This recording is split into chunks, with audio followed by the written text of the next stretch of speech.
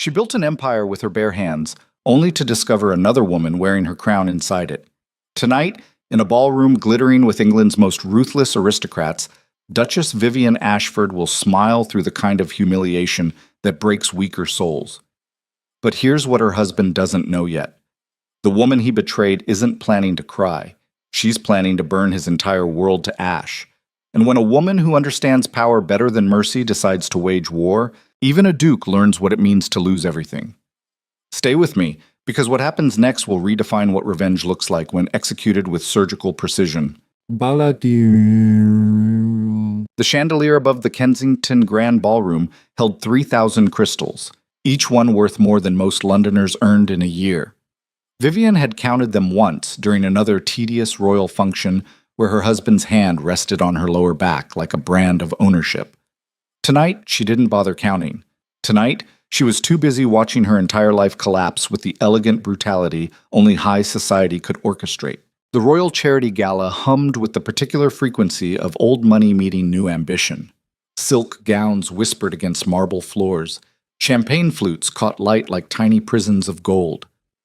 And somewhere in this beautiful, suffocating space, Adrian Blackthorne, Duke, her husband, the man she'd spent 6 years transforming from an entitled aristocrat into a financial titan, was making a fool of her. Vivian stood near this eastern colonnade, her emerald dress cut with the kind of precision that announced wealth without screaming it.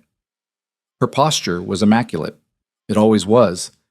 She'd learned early that powerful men responded to women who looked like prizes, so she'd made herself into something more dangerous, a prize that could think. The Duchess of Blackthorne alone at her own husband's event. How deliciously tragic. Vivian didn't turn. She recognized the voice. Margaret Halloway, whose family fortune came from textile mills and whose personality came from sustained bitterness. The woman collected gossip the way some people collected art. Margaret, still wearing last season's jewels, I see? The other woman's smile tightened. Still pretending your marriage isn't a performance? All marriages among our kind are performances, darling. The question is who's directing. Vivian's tone could have cut glass. Now, if you'll excuse me, I see the Chancellor's wife, and unlike some people, I prefer conversations with substance. She glided away before Margaret could recover, her movement smooth despite the growing tightness in her chest. Because Margaret was right, even if the bitter old crow didn't know the specifics. Vivian's marriage was a performance.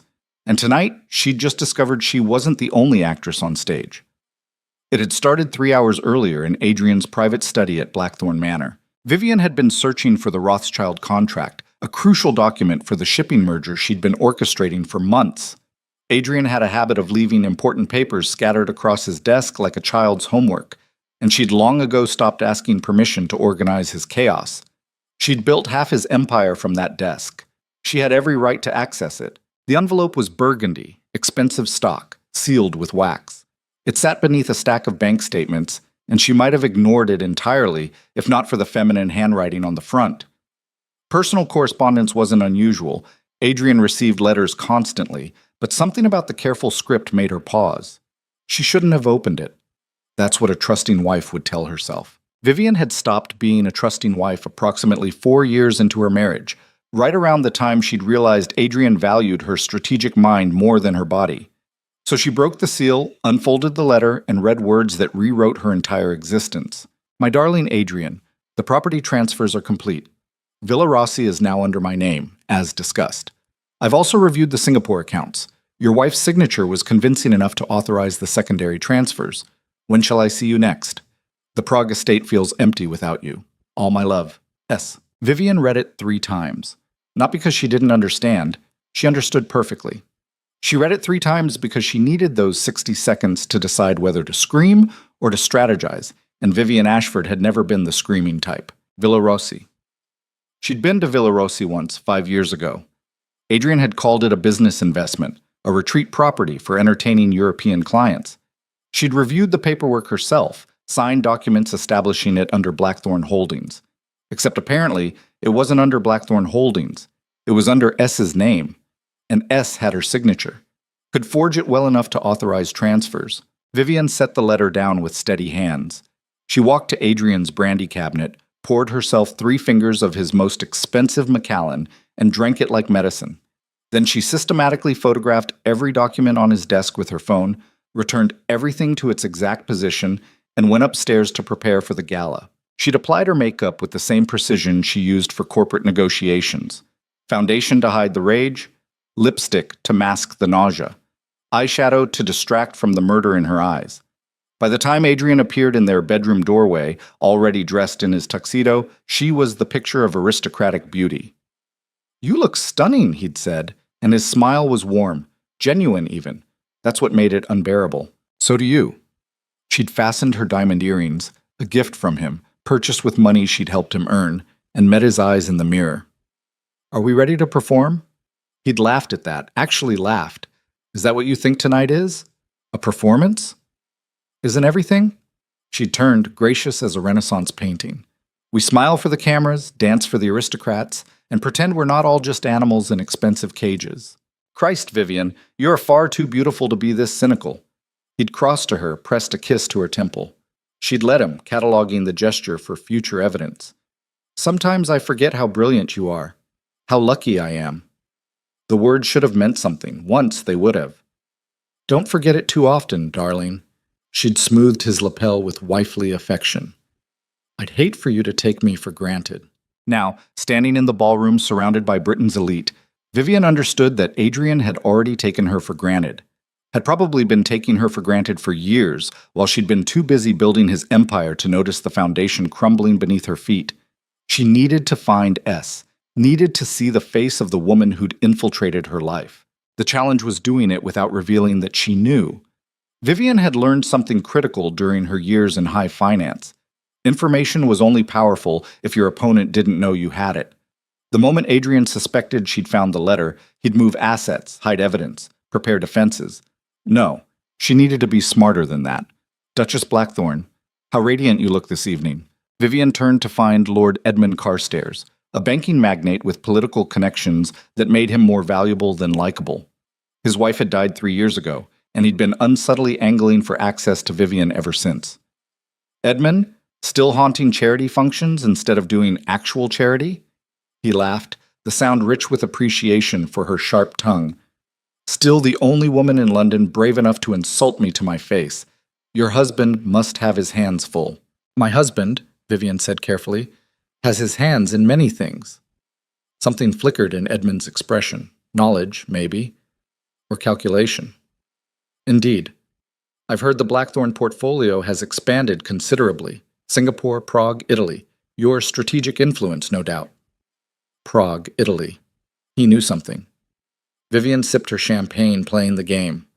A wife supports her husband's ventures. It's tradition. Tradition. Edmund's smile didn't reach his eyes. "How quaint. Tell me, Duchess, when was the last time your husband acknowledged your contributions publicly?" It was a loaded question designed to probe for weakness in the Blackthorne marriage. Edmund was a shark, and he'd smelled blood in the water. Vivian decided to give him a taste. "Acknowledgement is such a fragile thing, Edmund. It requires the acknowledged party to feel they've earned something. My husband believes he's earned everything himself." "Ah." Edmund leaned closer, voice dropping to conspiratorial. "Then he's a fool. Everyone in our circle knows the Blackthorne fortune quadrupled after your wedding. Your financial acumen is legendary." "Legendarily unappreciated, you mean?" "I didn't say that. You didn't have to." Vivian met his gaze directly. "But since we're speaking so frankly, tell me something. Have you ever heard of a woman named S in connection with Blackthorne Holdings?" Edmund's expression went carefully neutral. That was answer enough. "I may have encountered the name," he said slowly, "in certain financial documents. Eastern European acquisitions, if memory serves." "How interesting. Does this S have a full name?" "Duchess. I'm simply curious about my husband's business associates. Surely that's natural." Edmund studied her for a long moment. Whatever he saw in her face made him decide to roll the dice. "Selina Vale, Austrian descent, I believe. She's been visible in certain aristocratic circles, Prague primarily, though I've heard rumors of London appearances." "Selina Vale." The name landed in Vivian's chest like a bullet. Clean entry wound, massive internal damage. "Thank you, Edmund. You've been extraordinarily helpful." "Vivian, He caught her arm gently. Be careful. Men like Adrian don't surrender power gracefully. Neither, Vivian said softly, do women like me. She moved through the ballroom with purpose now, scanning faces for someone who might be Selena Vale. The name suggested elegance, continental sophistication. She'd be beautiful, obviously. Adrian had always appreciated beauty, even if he'd stopped appreciating his wife's years ago.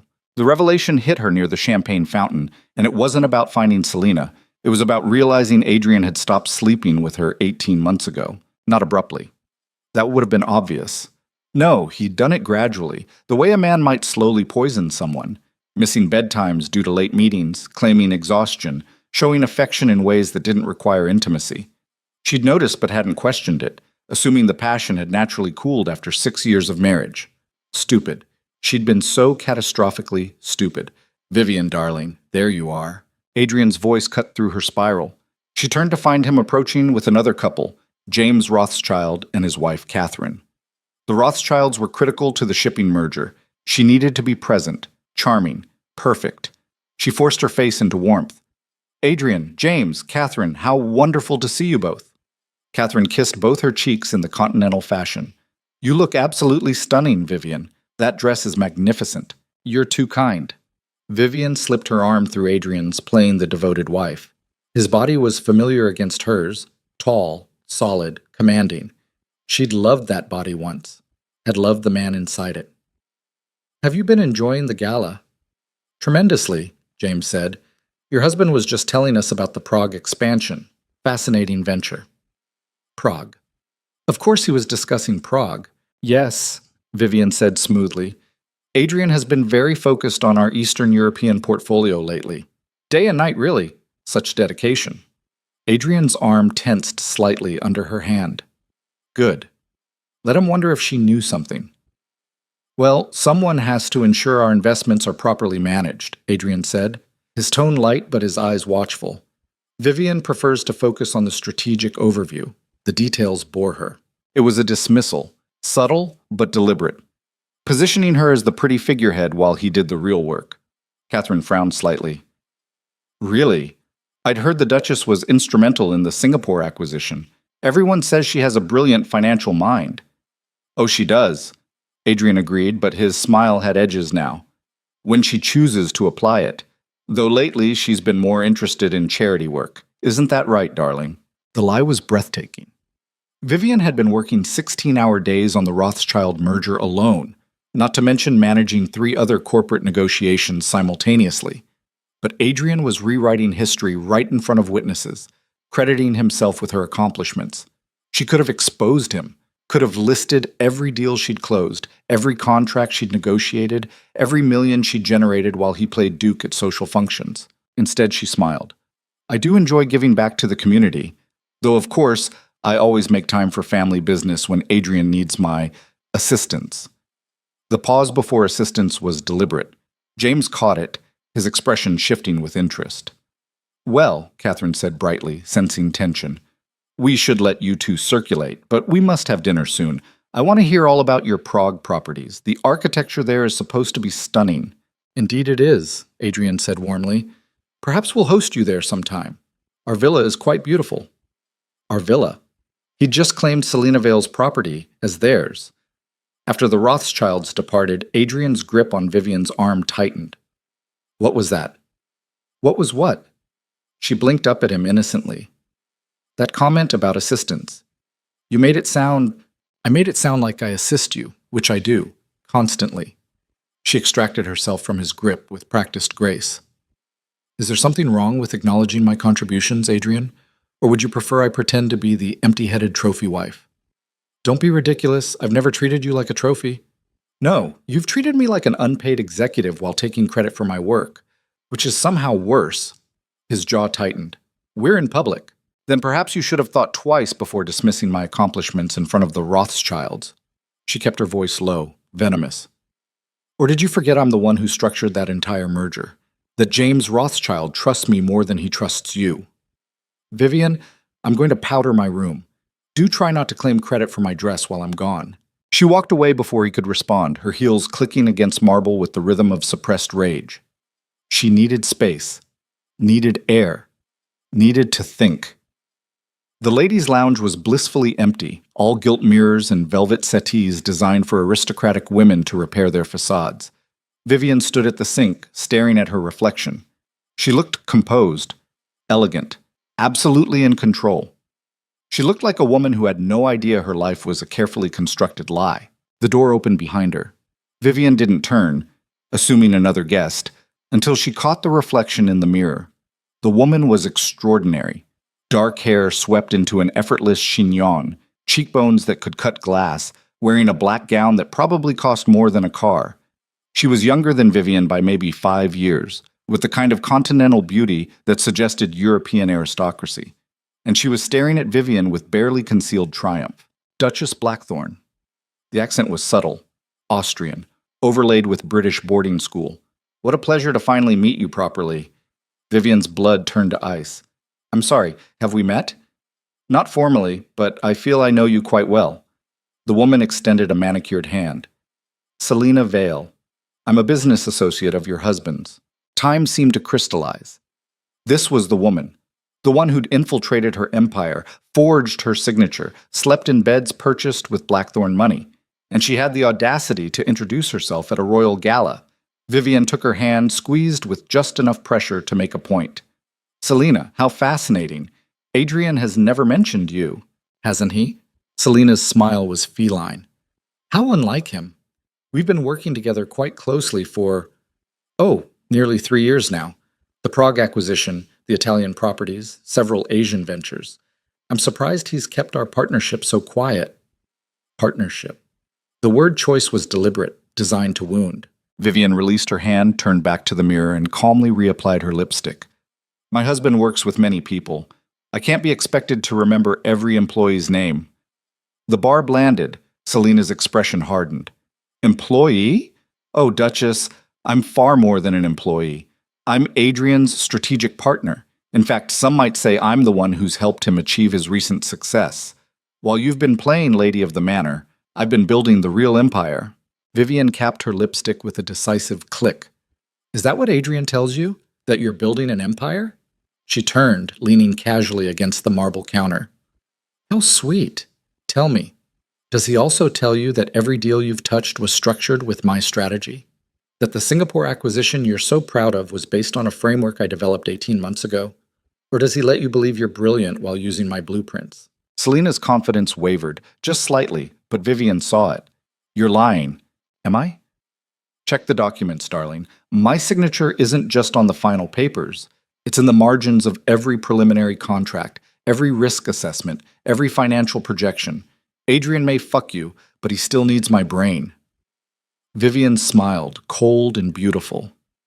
So when you're celebrating your little victories in Prague, remember, you're living in a house I designed, spending money I generated, playing a role I created. You bitter, pathetic... Choose your next words carefully, Vivian interrupted, her voice dropping to lethal calm. Because I'm giving you one chance to walk away from this conversation without consequences. Insult me again, and I promise you'll discover exactly how pathetic I'm not. Selina stepped closer, invading Vivian's space. You think you're frightening? You're a duchess playing at business, living off a title you married into. Adrian knows what you are, a pretty face with delusions of competence. Why do you think he turned to me? Because he's a coward who can't handle a woman smarter than him, Vivian said flatly. And you're a vulture who saw an opportunity to attach yourself to power you could never generate alone. She pushed off the counter, standing at her full height. But here's what you haven't realized yet. Adrian didn't build this empire. I did. And everything you think you've taken from me, I can take back in a heartbeat. Is that a threat? It's a promise. Vivian collected her clutch, preparing to leave. Enjoy your moment, Selina. Savor it. Because the moment I decide to destroy you, you'll disappear so completely even Adrian won't remember your name. She was at the door when Selina's voice stopped her. He loves me, you know, not you. He hasn't loved you in years. Vivian paused, hand on the doorframe. The words should have hurt, should have broken something inside her. Instead, she felt nothing, just cold, crystalline clarity. Love, she said without turning, is irrelevant. Power is what matters, and you're about to learn the difference between borrowed power and earned power. She glanced back over her shoulder, her her smile razor sharp. See you at the bankruptcy hearings, darling. She left Selena standing in the lounge, walked back into the ballroom, and immediately began identifying targets. Edmund Carstairs was first. She found him near the orchestra, chatting with a German industrialist. Edmund, a moment? She smiled apologetically at the German. Business, I'm afraid. They moved to a quiet corner. Vivian wasted no time. I need information on every asset my husband controls outside Blackthorn Holdings. Personal properties, shell corporations, anything registered under alternative names. Can you do that? Edmund's eyebrows rose. That's quite a request. I'll make it worth your while. I'm restructuring my personal portfolio. There will be opportunities for investors who provide value. I see. He studied her carefully. This is about the Veil woman, isn't it? This is about protecting my interests. Are you in or not? I'm in. Give me 48 hours. 24. I'll pay double your usual fee. He nodded slowly. You're going to war with your husband. No, Vivian corrected. I'm going to win a war he doesn't know he's already lost. Her next stop was Catherine Rothschild, who was examining the silent auction items with studied disinterest. Catherine, do you have a moment? They walked toward the terrace, away from listening ears. I need a favor, Vivian said quietly. The Rothschild merger. I need you to structure it so final approval requires my signature, not Adrian's. Catherine's surprise was evident. Vivian, that's highly irregular. Adrian is the Duke. Legally, he controls. Legally, I'm a co-signatory on Blackthorn Holdings, and I'm the one who structured this entire deal. James knows that. I need you to explain to your husband that without my involvement, this merger doesn't happen. She softened her tone. Please. As one woman to another, I'm asking for protection against something I hope I never need. Understanding dawned in Catherine's eyes. He's been unfaithful. Worse, he's been compromised, and I can't let his mistakes destroy what I've built. Catherine touched her arm gently. I'll talk to James tonight. Consider it done. 2 allies in 30 minutes. It wasn't enough, but it was a start. Vivian spent the next hour working the room like a general recruiting soldiers. She dropped careful hints to 3 board members about financial irregularities requiring investigation. She mentioned to Lady Morrison, a notorious gossip with political connections, that certain Blackthorn properties might be vulnerable to regulatory scrutiny. She planted seeds of doubt in a dozen conversations, each one designed to bloom into chaos later. By the time Adrian found her again, she'd laid groundwork for a siege. There you are. We need to talk. Not here, Adrian. Too many witnesses to whatever you're about to say. His grip on her elbow was firm as he guided her toward a private anteroom. The moment the door closed, his composure cracked. What the hell was that display with the Rothschilds? You made me look incompetent. I made you look like what you are, a man taking credit for someone else's work. That's not fair. We're a team. Teams share credit. You've spent 6 years accepting praise for my accomplishments while treating me like an assistant. She crossed her arms. So forgive me if I'm done playing supportive wife while you bask in glory I generated. This is about more than credit. Adrian stepped closer, his expression hardening. You're angry. I understand that. But undermining me in front of our allies is unacceptable. You want to talk about unacceptable? Let's discuss Prague. She watched him freeze, watched fear flash across his aristocratic features before he locked it down. What about Prague? Villa Rossi? Selena Vale? The accounts you've been hiding under forged signatures. She tilted her head. Should I continue, or shall we stop pretending? His face went white, then red. You've been going through my private correspondence. Your private correspondence was sitting on a desk I use daily for Blackthorn business. If you wanted privacy, you should have been smarter about hiding your mistress. Selena isn't... Don't you dare lie to me right now. Vivian's voice cracked like a whip. I met her. Tonight.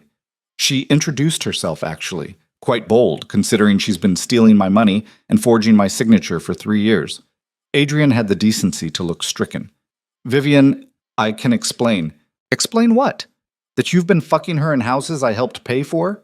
That you've been transferring assets with my forged signature?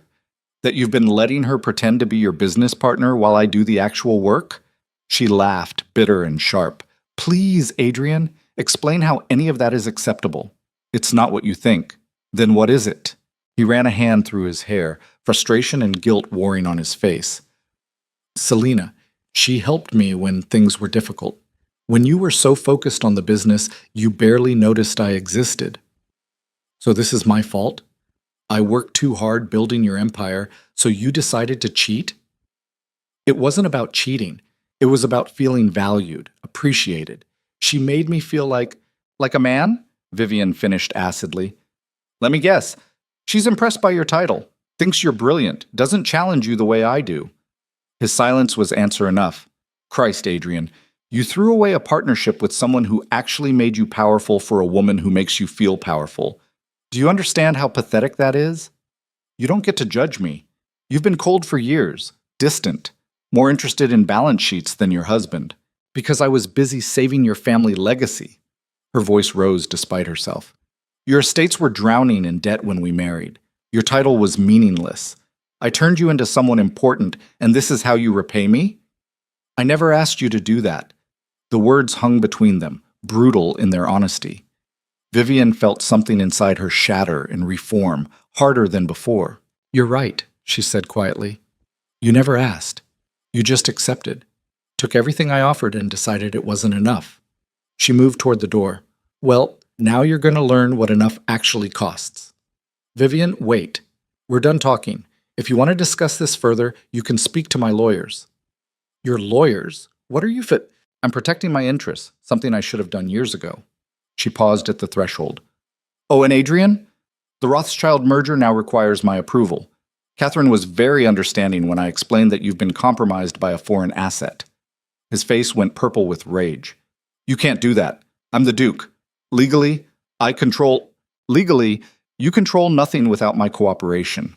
I made sure of that when I restructured Blackthorn Holdings 3 years ago. Remember?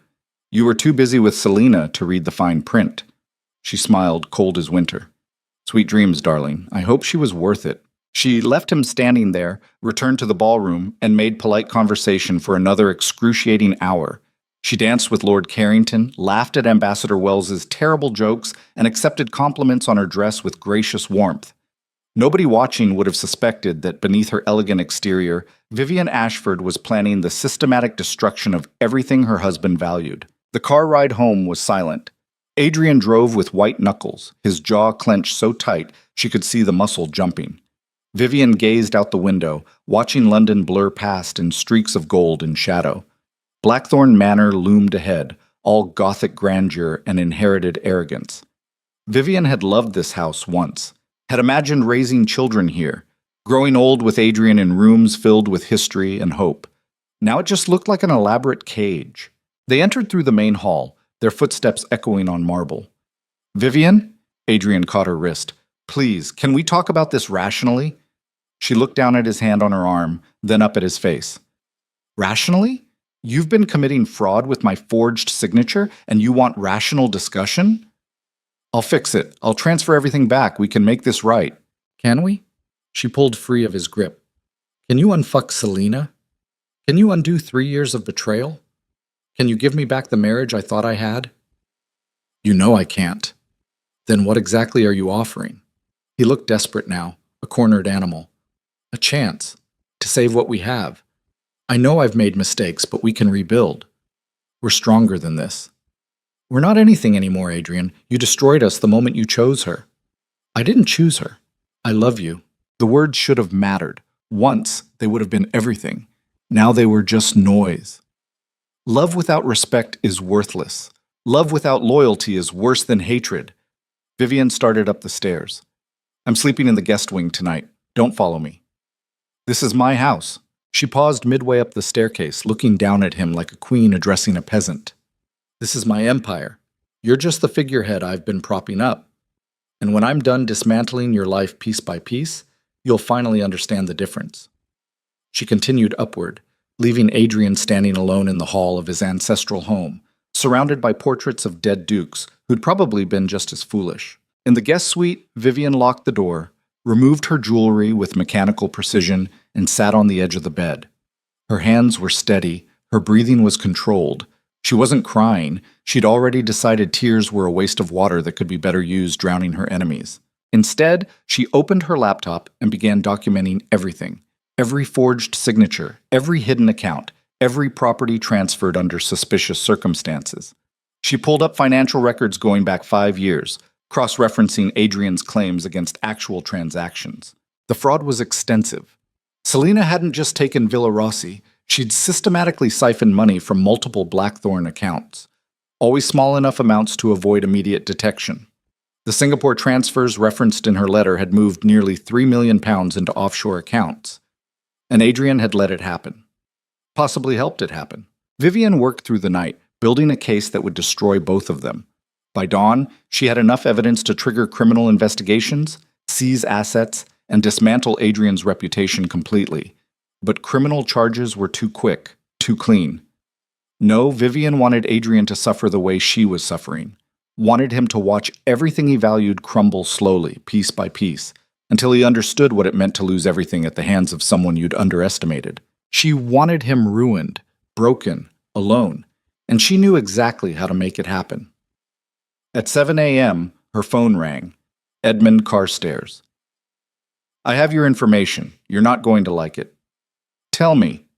He rattled off a list that made her stomach turn. Properties in Prague, Vienna, Singapore, shell corporations in the Caymans. Accounts under Selina's name but funded with Blackthorn money. Investments Adrian had made without board approval, risking company stability for personal ventures. "How much total?" Vivian asked. "Conservatively? £40 million, possibly more if the Prague estimates are accurate." 40 million. Enough to fund hospitals, schools, genuine charity. Instead, Adrian had spent it building a shadow empire for his mistress. "Thank you, Edmund. Send me everything, encrypted." "Vivian, what are you planning?" "Justice," she said simply, "and a hostile takeover." She hung up, opened a new document, and began drafting her strategy. It would take months, maybe a year. But when she was finished, Adrian Blackthorn would have nothing. No empire, no title that mattered, no respect, just like he'd left her with nothing but betrayal and beautiful lies. Vivian stared out at Blackthorn Manor's grounds, watching dawn break over landscaping she'd funded with her financial genius.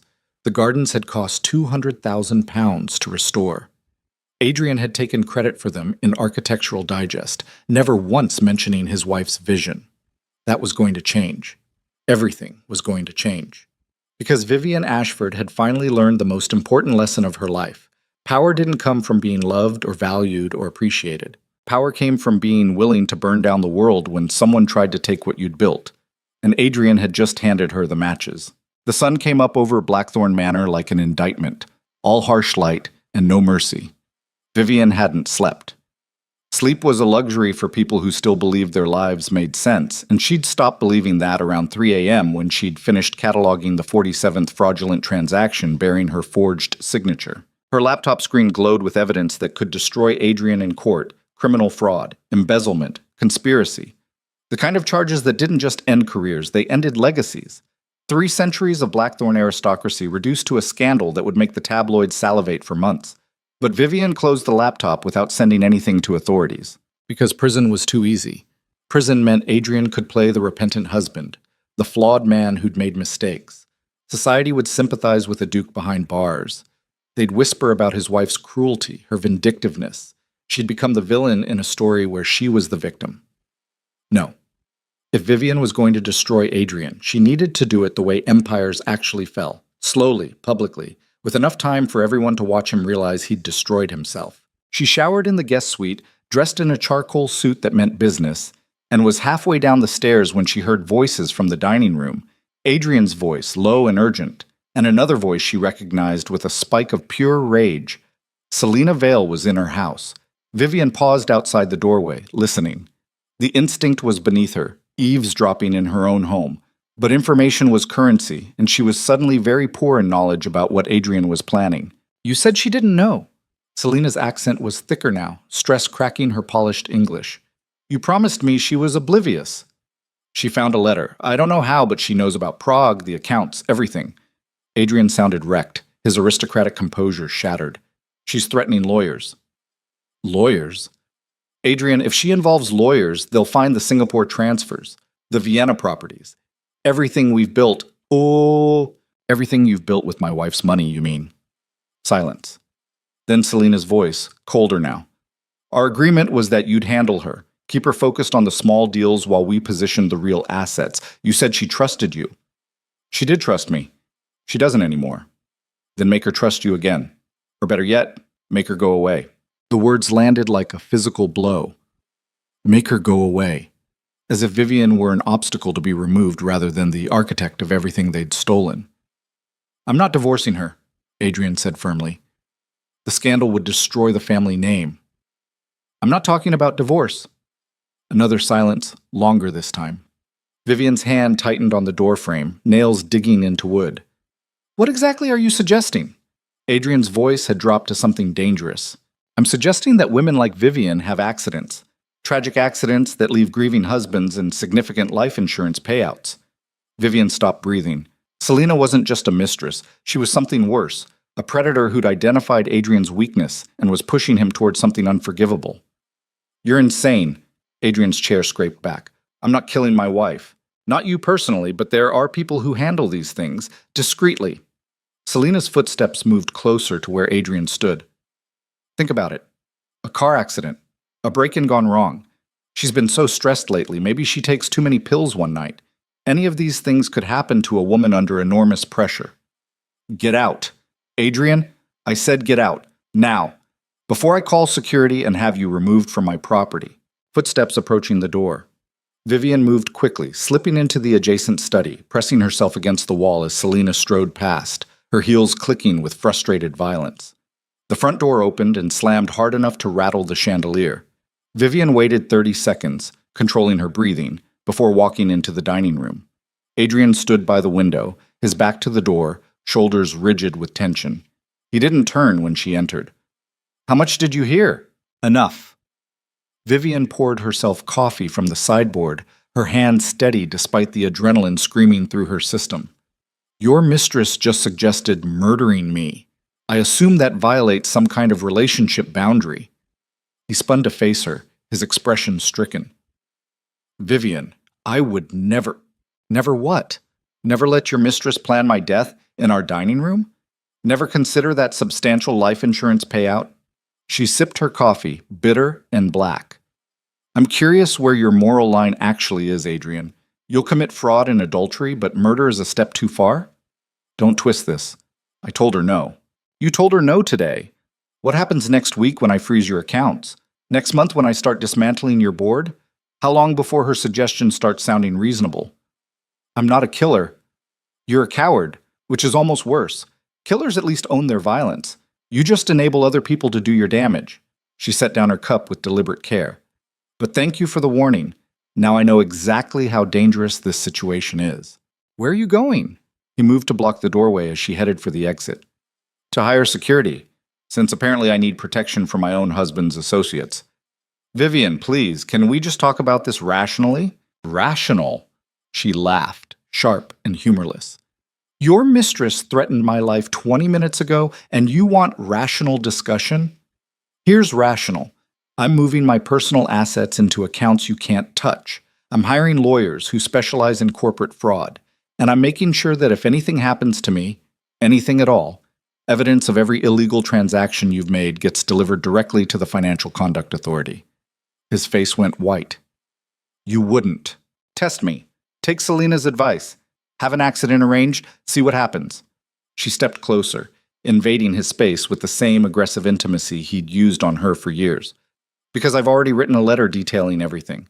It's with my solicitor. If I die, if I'm injured, if I disappear, it gets opened.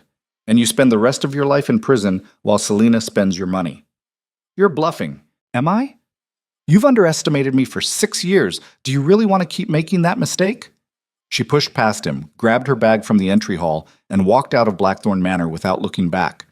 The moment she was in her car, hands locked on the steering wheel, the shaking started. Not fear. She'd processed fear somewhere between hearing murder discussed and pouring coffee, but pure rage so intense her vision blurred. Selena Vale had suggested killing her, casually, like ordering a particularly difficult piece of furniture removed. And Adrian had said no, but he'd said it the way weak men said no, with just enough hesitation to suggest the answer might change under pressure. Vivian drove to central London on autopilot, her mind already 3 moves ahead. She needed allies, real ones, not social acquaintances who'd abandon her the moment scandal touched the Blackthorn name. She needed people with their own power, their own reasons to want Adrian diminished. She made 4 calls from the car. First, to Catherine Rothschild.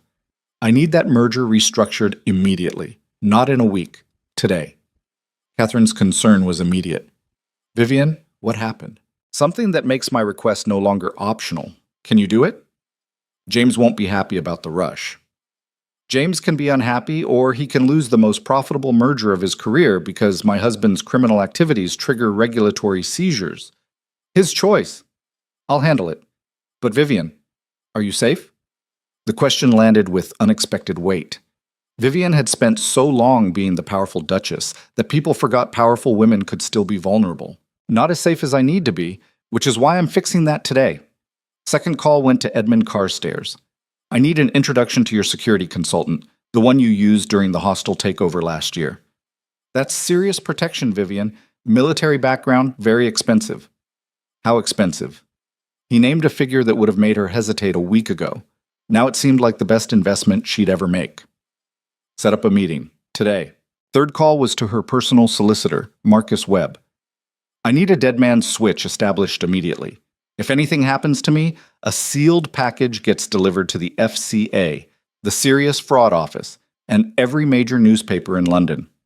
What kind of package? Marcus's voice was carefully neutral.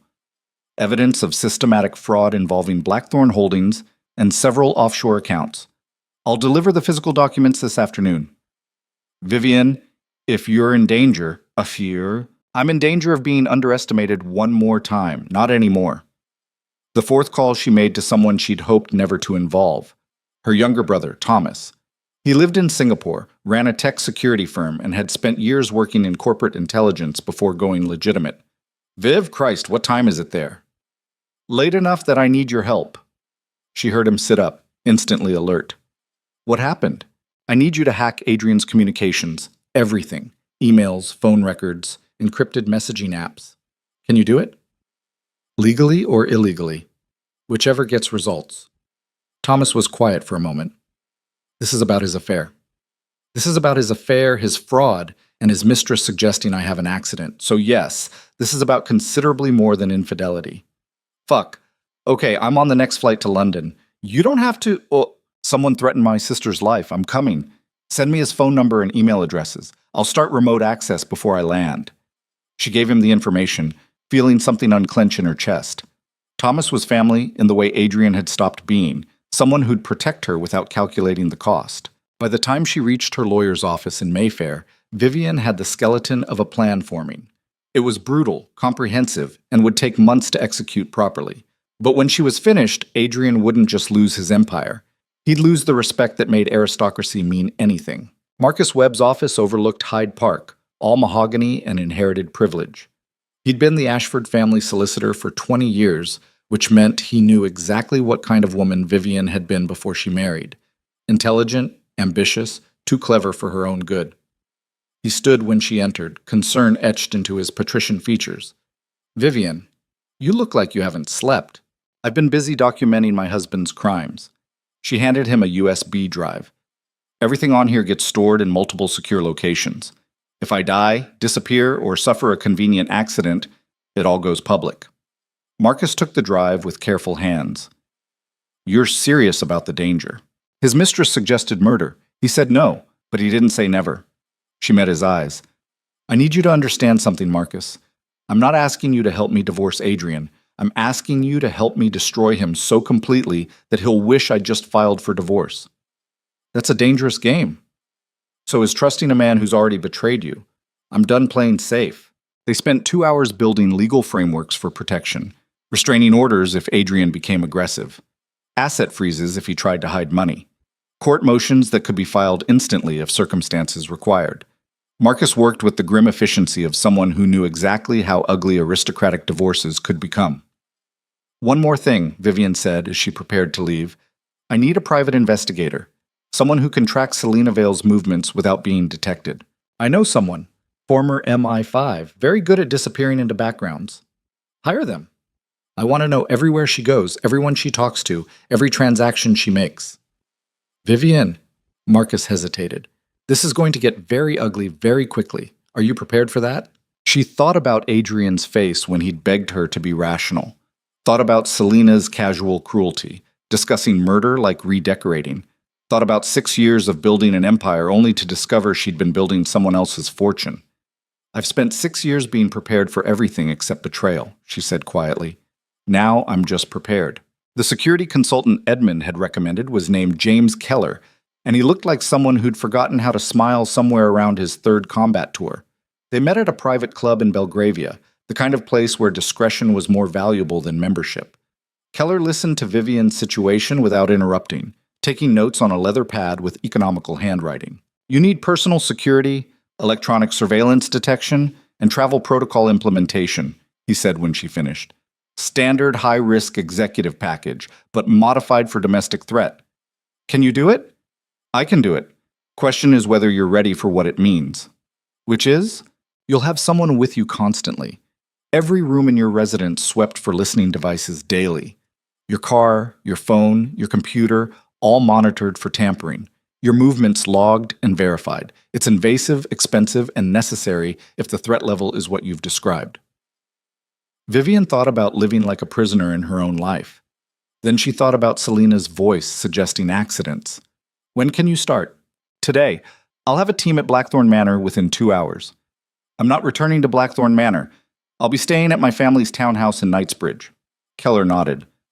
Even better, smaller footprint, easier to secure. I'll need keys, alarm codes, and a list of everyone authorized to enter. It'll be a very short list. She gave him the information, signed contracts that cost more than luxury cars, and felt something like safety beginning to assemble around her exposed edges. By late afternoon, Vivian was installed in the Ashford townhouse, a 4-story Georgian building her parents had bought decades ago and left her in their will. She'd barely used it during her marriage, preferring to play Duchess at the manor. Now it felt like a fortress. Keller's team swept the building, found 3 listening devices that made Vivian's blood run cold, and installed security that would have impressed military installations. The bugs were recent, Keller told her, showing her the small devices, probably planted within the last week. Adrian's been monitoring me. Or someone working for him. Either way, assume he knows you came here. The good news is we've now secured your perimeter. No one's listening anymore. Vivian stared at the tiny devices, thinking about how many private conversations Adrian had heard, how many planning sessions for his own destruction he'd monitored. Can you trace where the signal was going? Already did. IP address traces back to a residence in Prague. Selena. Of course.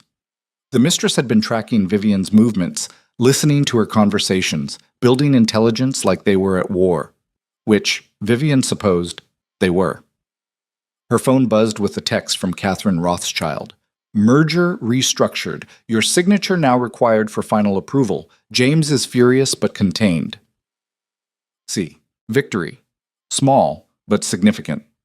Adrian no longer controlled the Rothschild deal without her cooperation. The second text came from Thomas. Landed in London. On my way to you. Don't drink anything Adrian gives you. T. She smiled despite everything. Her brother's paranoia was suddenly looking very reasonable. Thomas arrived at 8 p.m., looking travel-worn and dangerous. He'd brought his laptop and something that looked like a small portable server. Show me everything, he said, not bothering with greetings. They sat in the secured study. Keller had confirmed no listening devices. And Vivian walked him through 6 years of marriage, betrayal, and systematic fraud. Thomas listened like he was conducting a military briefing, occasionally stopping her to ask technical questions. When she finished, he was quiet for a long moment. Adrian's an idiot. I'm aware. No, I mean, he's a genuine idiot. You don't commit financial fraud with digital trails if you have any brains at all. He kept everything, every email, every text, every transaction logged. Thomas opened his laptop, fingers flying across the keyboard. I've been in his accounts for 6 hours. It's like he wanted to get caught. Or he never thought anyone would look. Which brings us back to idiot. Thomas pulled up screen after screen of evidence. Here's Adrian discussing asset transfers with Selena. Here's them planning property purchases using forged documents. Here's, Jesus, Viv, there's a whole email thread about minimizing your involvement in board decisions. They wanted me pushed out. They wanted you erased. Look at this one from Selena. The Duchess is becoming problematic. We need to consolidate control before she realizes how much leverage she has. The words stung, even though Vivian had expected something like them. Seeing it written out made it real. When was that sent? 8 months ago. Right around when you were finalizing the Singapore acquisition. Thomas scrolled further. And here's Adrian's response. Vivian won't be a problem. She thinks she's irreplaceable, but I've been managing these deals alone for years. Alone. As if Vivian's strategy, her negotiations, her financial genius were irrelevant. As if Adrian had built the empire himself while she'd just watched. Forward me everything, Vivian said quietly. Every email, every document, every piece of evidence. Already done. But Viv, we need to talk about what you're planning. What I'm planning is to destroy him. I got that part. I mean legally. This evidence could send Adrian to prison. Selena too. You could hand it to authorities and be done. Prison is too kind. Thomas studied her face. You want him to suffer. I want him to lose everything the way I lost everything. His reputation, his power, his belief that he's untouchable. I want him broken in ways that criminal conviction doesn't accomplish. That's going to take time, and he's going to fight back. Let him fight. I've spent 6 years building his empire. I know every weakness, every vulnerability, every relationship that props him up. He's going to learn what it means to be at war with someone who knows exactly where the foundations are cracked. Thomas nodded slowly. Okay, then let's build a real plan. They worked through the night, constructing a strategy that was part corporate warfare, part psychological demolition. Thomas would continue monitoring Adrian's communications, tracking his movements, building a comprehensive picture of his activities. Vivian would systematically dismantle his business relationships, turning allies against him with carefully deployed evidence of his corruption. The key is timing, Thomas said around midnight. You can't hit him all at once. It needs to feel like the walls are slowly closing in. I want him paranoid, desperate, making mistakes. Then we start small, undermine his credibility with the board, plant doubts about his judgment, let him defend himself repeatedly until people stop believing his defenses. It was vicious, calculated, exactly what Vivian needed. By 2 a.m., they'd outlined a 6-month campaign that would leave Adrian isolated, discredited, and financially devastated. The beauty of it was that most of it would be perfectly legal, just aggressive business tactics deployed against someone who'd already committed crimes. There's one problem, Thomas said. Selena. She's not going to just disappear quietly. I know. She's the accelerant. If Adrian's the house fire, she's the gasoline. Which means she's also the biggest risk. If she panics, she might do something drastic. Vivian thought about the casual way Selena had discussed murder, about the listening devices in her townhouse, about 6 years of infiltration and theft. Then we make sure she has reasons to panic. Often. Until she makes a mistake we can use. Thomas looked at his sister with something like awe. You've changed. The Vivian I remember wouldn't have been this ruthless. The Vivian you remember hadn't been betrayed by someone she rebuilt from aristocratic rubble. People change when they learn their entire life was a lie. Fair enough. So when do we start? Tomorrow. I'm calling an emergency board meeting at Blackthorn Holdings. Adrian won't know about it until he arrives. The emergency board meeting convened at 9 a.m. in the company's executive boardroom. Vivian had used her co-signatory status to authorize it, knowing Adrian would be blindsided. She'd deliberately scheduled it to conflict with his usual Thursday golf session with political allies. 12 board members sat around the mahogany table when Adrian burst through the door 20 minutes late, still wearing his golf attire under a hastily donned jacket. What the hell is this? His face was red with anger and embarrassment. I wasn't informed about any meeting.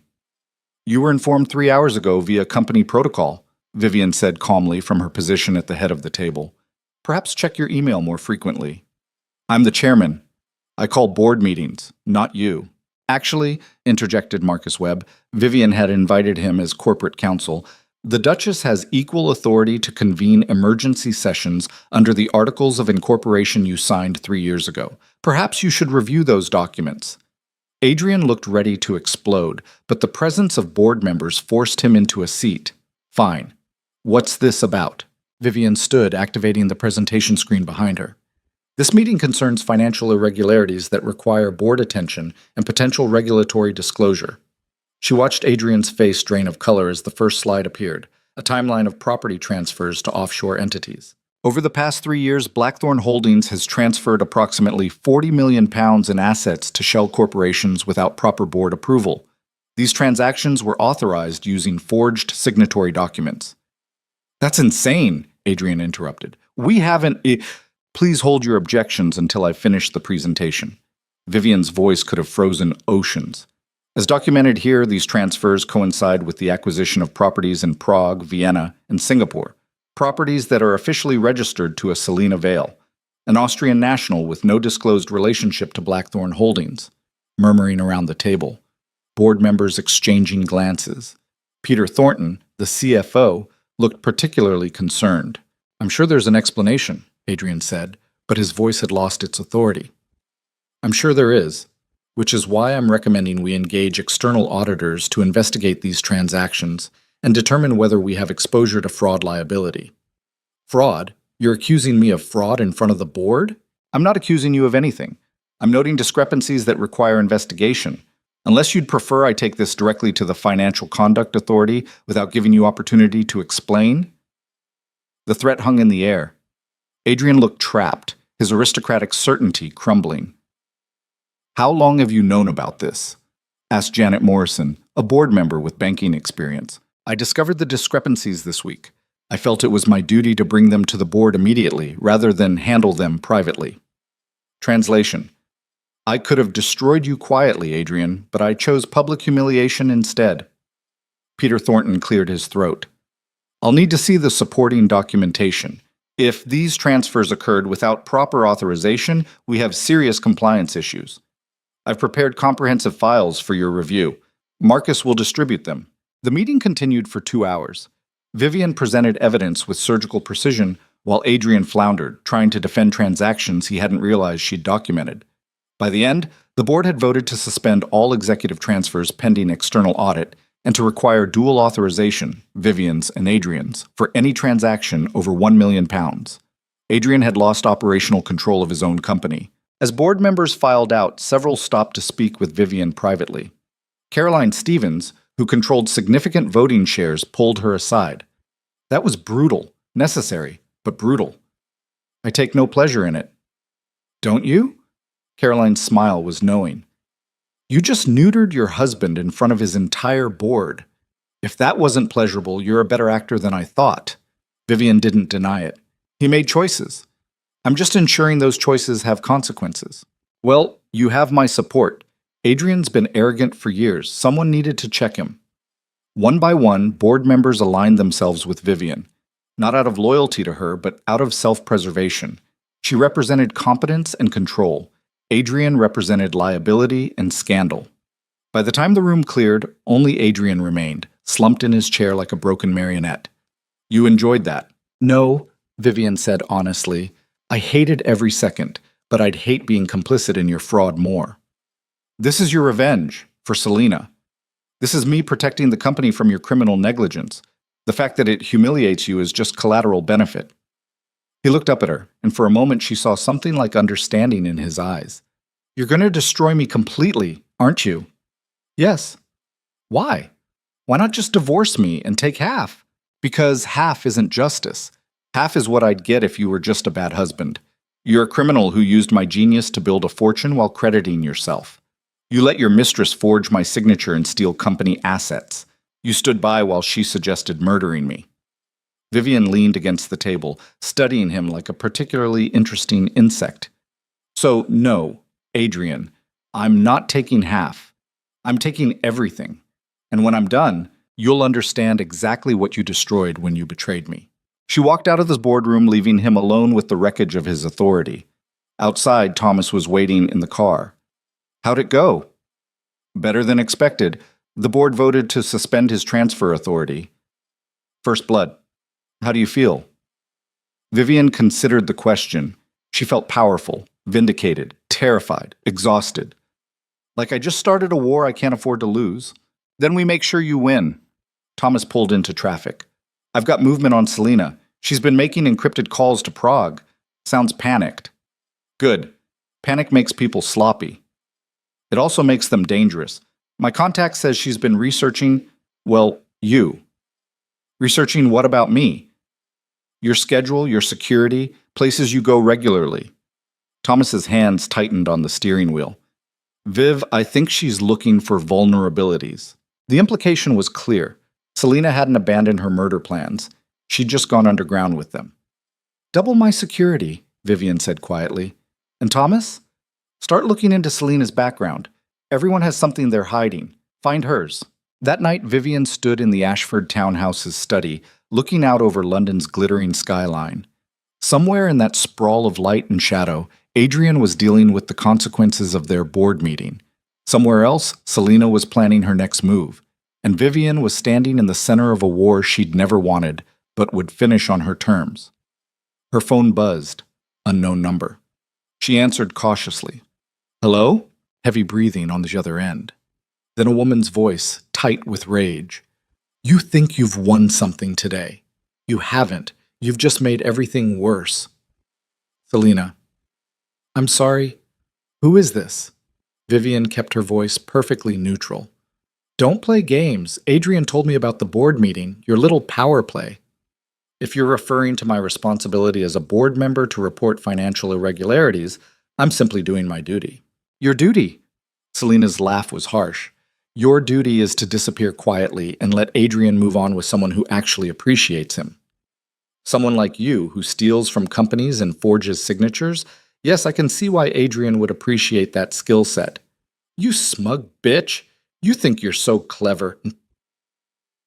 I am clever, which is why I'm still here and you're panicking on a burner phone. Vivian's voice hardened. Here's what's going to happen, Selena. You're going to return every asset you've stolen. You're going to disappear from Adrian's life and from London, and you're going to do it quietly, without drama. Or what? Or I release evidence of your fraud to Interpol, the FCA, and every newspaper that will print it.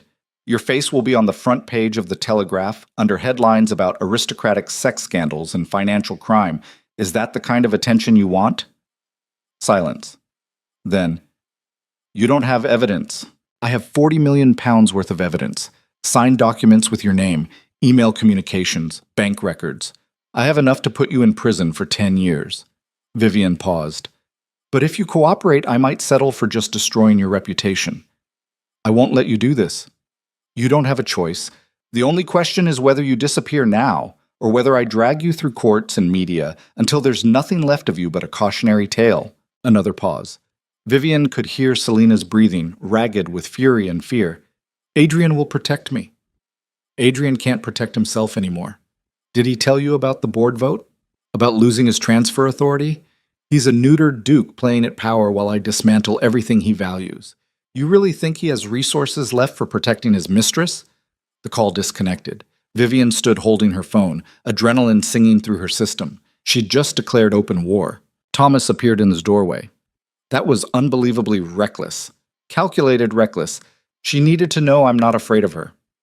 You should be afraid. This woman casually discusses murder. You just threatened her directly. Which is why I have Keller's team and you monitoring everything. She can't touch me without exposure. Vivian turned to face her brother. Fear is what she wants. It's how predators operate. They make you afraid so you don't fight back. I'm done being afraid. Courage and stupidity look similar until one of them gets you killed. Then make sure it's courage. They stared at each other, siblings who'd once played in gardens and climbed trees, now standing in the center of something dark and dangerous. I've got something on Selena, Thomas said finally. Took some digging, but her past isn't as clean as she pretends. Tell me. Real name is Selena Volkov, Russian father, Austrian mother, grew up in Vienna, but she's got connections to some questionable financial operations in Eastern Europe. Nothing proven, but her name appears adjacent to several fraud investigations in Prague and Moscow. She's done this before. Looks like it. Target wealthy men, infiltrate their finances, extract what she can, move on. Adrian's just her biggest score. Do we have proof? Working on it. But I've got a contact in Vienna who might have access to sealed court documents. Give me 72 hours. Do it. If she has a criminal history, even unproven allegations, it's leverage. Thomas nodded and left her alone with London's lights and her racing thoughts. 3 days passed in a blur of strategic moves and countermoves. Vivian attended board meetings, restructured corporate agreements, and methodically isolated Adrian from the power structures he'd taken for granted. She was polite, professional, devastating. Adrian fought back, but his defense was weak. He claimed the property transfers were legitimate business investments, that Selena was simply a consultant, that Vivian was manufacturing scandal to punish him for a personal affair. But the evidence was overwhelming, and the board wasn't interested in protecting him once they realized their own liability was at stake. By Friday, Adrian had been removed from all operational decisions pending the external audit's completion. Peter Thornton, the CFO, sent Vivian a private message. "Whatever you're doing, keep doing it. Adrian nearly destroyed this company with his recklessness." P. Meanwhile, Thomas's investigation into Selena bore fruit. He appeared at the townhouse late Friday night with a folder full of documents. Vienna came through. Selena Volkov was investigated for defrauding a Czech businessman in 2018. The case was dropped. Victim refused to testify, but the preliminary findings are damning. Vivian read through page after page of familiar patterns. Selena infiltrating a wealthy man's life, gaining access to his finances, systematically transferring assets using forged documents. The businessman had lost over 20 million euros before he discovered the theft. Why did he drop the case? Speculation is she had something on him. Probably evidence of his own illegal activities. Standard compromat play. You can't expose me without exposing yourself. Does she have compromat on Adrian? If she does, I haven't found it yet, but I'm still looking. Vivian closed the folder, her mind churning through implications.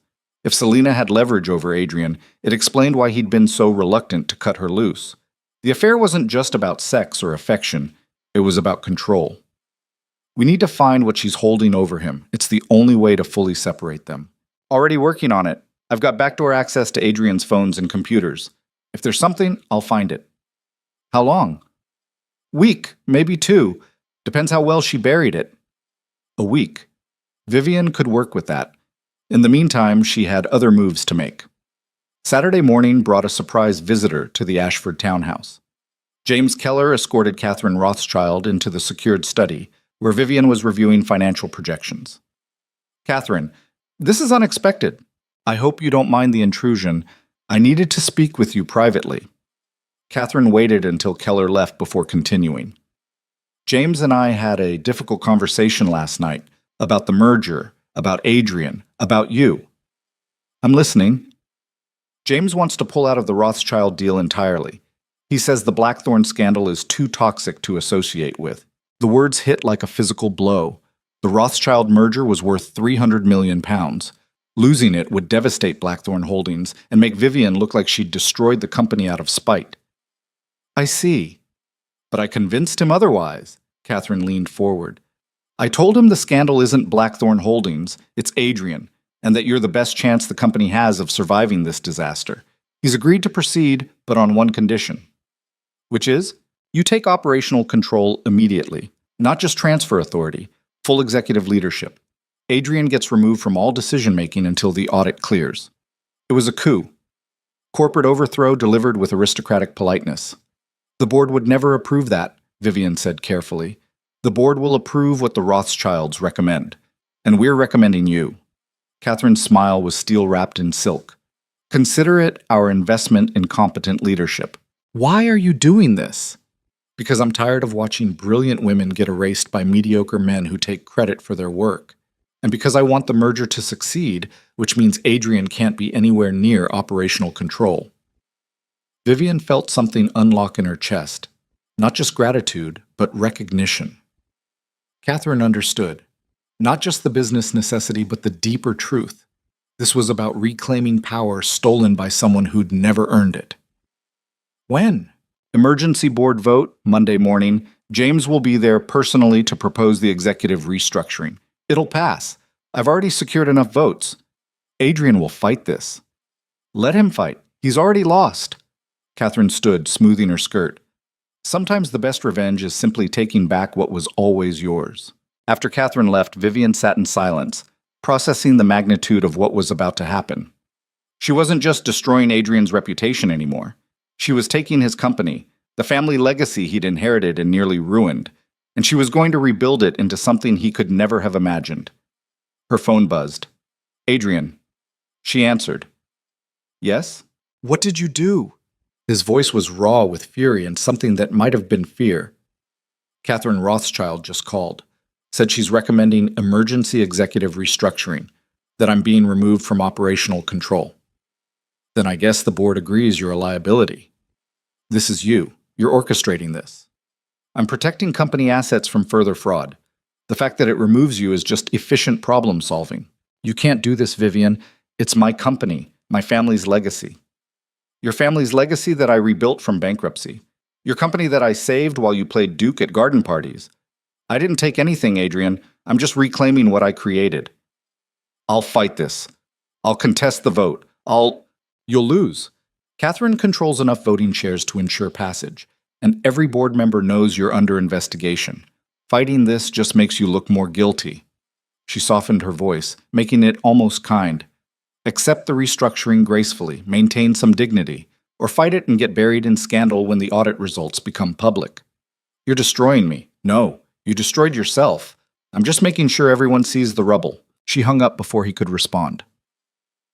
Monday morning arrived with the weight of inevitability. The board convened at 8 a.m. James Rothschild attended personally, his presence lending authority to the proceedings. Adrian showed up looking like he hadn't slept in days. His aristocratic polish finally cracked enough to show the desperate man underneath. The vote was swift, 12-1 in favor of executive restructuring. Only Adrian voted against removing himself from power. Vivian Ashford was named interim CEO of Blackthorn Holdings, pending the audit's completion. Adrian was relegated to the ceremonial title of chairman, stripped of operational authority. He sat through the vote in silence, watching his world collapse in corporate language and parliamentary procedure. After the meeting, as board members congratulated Vivian on her new role, Adrian caught her arm in the hallway. This isn't over. Yes, it is. You just haven't accepted it yet. Selena and I will fight back. We have resources you don't know about. Vivian looked at his hand on her arm until he removed it. Adrian, Selena doesn't have resources. She has stolen money and a history of fraud in 3 countries. The moment this audit completes, she'll be facing criminal charges. Is that really the ally you want to tie yourself to? You don't know what you're talking about. I know she defrauded a Czech businessman for 20 million euros in 2018. I know she's been investigated for financial crimes in Prague and Moscow. I know her real name is Volkov, not Vale. Vivian stepped closer, her voice dropping. I know everything, Adrian. Every lie she's told you, every crime she's committed. And when this all comes crashing down, she won't be standing beside you. She'll be testifying against you to save herself. She left him standing in the corridor, surrounded by the empty trappings of a title that no longer meant anything. That evening, back at the Ashford townhouse, Vivian received an encrypted email from an unknown sender. The subject line read, "We should talk." She opened it cautiously. Duchess Ashford, you've been thorough in your investigation of my activities. Impressive work, but you've made a critical error. You've assumed I'm the enemy. I'm not. Adrian is our mutual problem. Perhaps we can find a solution that benefits us both. I'll be at Café Bohème in Soho tomorrow at 3 p.m. Come alone. S. Vivian stared at the message, her mind racing through implications. Selena wanted to negotiate, which meant Selena was panicking, which meant Vivian's strategy was working. But meeting alone was reckless, dangerous, exactly the kind of move that got people killed. Thomas appeared behind her, reading over her shoulder. You're not seriously considering this. I'm considering what it means that she wants to meet. She's desperate. Desperate people do desperate things, like arrange accidents. Then we make sure it's not an accident. You'll be there watching. Keller's team will be there. She won't be able to touch me. And if she's planning something we haven't anticipated? Vivian turned to face her brother. Then I die knowing I didn't back down when someone threatened me. But I don't think that's her play. I think she's realized Adrian can't protect her anymore, and she's looking for an exit strategy. You're going to negotiate with the woman who wanted you dead. I'm going to listen to what she has to say, and then I'm going to decide whether she's more useful destroyed or deployed. Thomas shook his head but didn't argue further. I'll set up surveillance, but Viv, the moment this feels wrong, you run. Pride isn't worth your life. Agreed. The next afternoon, Vivian arrived at Cafe Bohème wearing a concealed recording device and knowing Thomas was positioned in a car across the street with visual on the entire cafe. Keller's team had swept the location earlier and confirmed it was clean. Selena was already there, sitting at a corner table where she could see the entire room. She looked different, less polished, more raw. The continental sophistication had been stripped away, revealing something harder underneath. Vivian sat down without greeting. "You came," Selena said. "You asked nicely." A bitter smile. "I doubt you do anything because someone asked nicely." "True. So why am I here?" Selena leaned forward, voice low. "Because we both have a problem named Adrian Blackthorne, and I think we can solve it together." "I'm listening." "Adrian is weak. You know it. I know it. He's a figurehead who took credit for your work while thinking he was brilliant. Men like that don't just lose gracefully. They lash out, become vindictive, dangerous." "Is this where you tell me you were protecting me by suggesting murder?" Selena had the grace to look uncomfortable. I was angry, desperate. I said things I shouldn't have." "You suggested having me killed. That's not something you unsay." "No, it's not, which is why I'm here trying to make it right." Selena pulled out a USB drive, set it on the table between them. "This contains everything I have on Adrian. Every illegal deal, every compromising situation, every piece of leverage he's accumulated over 6 years, including things you don't know about." Vivian stared at the drive. "Why would you give this to me?" "Because Adrian's going down, and I'm not going down with him. You've already ensured that. The audit, the board vote, the criminal investigation that's coming. I'm not stupid. I know when the game is over. So this is you buying immunity. This is me offering a trade. You get everything you need to completely destroy Adrian. I get immunity from criminal prosecution and enough money to disappear quietly." "How much money?" £5 million. Enough to start over somewhere that doesn't extradite to the UK. Vivian considered the offer. $5 million was nothing compared to the $40 million Selena had helped steal. But it was also a clean exit. Selena disappeared, Adrian lost his only ally, and Vivian got evidence she might not find otherwise. "What's on the drive that I don't already know?" "All. Adrian's been laundering money for a Russian oligarch, not Blackthorne Holdings money, personal funds through offshore accounts. It's how he first connected with me. My family has connections in that world." The revelation landed like a bomb. Money laundering for Russian oligarchs was the kind of scandal that didn't just destroy careers, it triggered international investigations. "How long has this been happening?" 4 years, since before we started our affair. He needed someone who understood how to move money invisibly. I needed a wealthy Western partner. It was mutually beneficial. Until I started investigating. "Until you started investigating," Selena agreed. "Now we're both exposed. The difference is, I'm smart enough to cut my losses." Vivian reached for the drive, then paused. "How do I know this information is real?" "Sample file." Selena pulled out her phone, forwarded something to Vivian's email. "Bank statements showing transfers between Adrian's accounts and the oligarch's shell companies." "That's just the beginning. The full documentation is on the drive." Vivian checked her phone. The documents looked legitimate, damning transfers with Adrian's digital signatures. "If I agree to this, you disappear. Completely. No contact with Adrian, no attempts to reclaim assets, no surprise reappearances. I disappear. You'll never hear from me again." "And if you're lying, if this is some kind of trap?" Selena's laugh was harsh. "Look at me, Duchess. Do I look like someone with leverage to set traps? You've destroyed everything I built. I'm offering you the only thing I have left. Information in exchange for enough money to run. That's not a trap. That's survival." It was true. Selena looked cornered, desperate in the way predators get when they're suddenly prey. "I'll need 48 hours to verify the information." "I don't have 48 hours. The moment Adrian realizes I'm negotiating with you, he'll come after both of us." "Then you should have thought about that before stealing £40 million from my company." They stared at each other across the small table, two women who'd been positioned as enemies, now calculating whether cooperation served them better than continued war. 24 hours, Selena said finally. "That's the best I can do. After that, I'm running whether you pay me or not. And Adrian will know I gave you something before I go. Then I guess you'd better hope the information is worth £5 million. Vivian took the USB drive, stood, and walked out of the cafe without looking back. In the car, Thomas was nearly vibrating with tension. Tell me you didn't just make a deal with her. I didn't make a deal. I acquired intelligence and offered potential consideration for its value. That's the same thing. It's really not. Vivian plugged the USB drive into Thomas's laptop. But let's see what we bought before arguing semantics. The files were extensive. Bank records, email threads, encrypted communications between Adrian and someone identified only as Dimitri K. The money trail was complex but traceable, millions moving through shell companies in Cyprus, Luxembourg, and the Cayman Islands before landing in accounts controlled by people with very Russian names. Jesus, Thomas breathed. This is bigger than fraud. This is organized crime adjacency. This is leverage.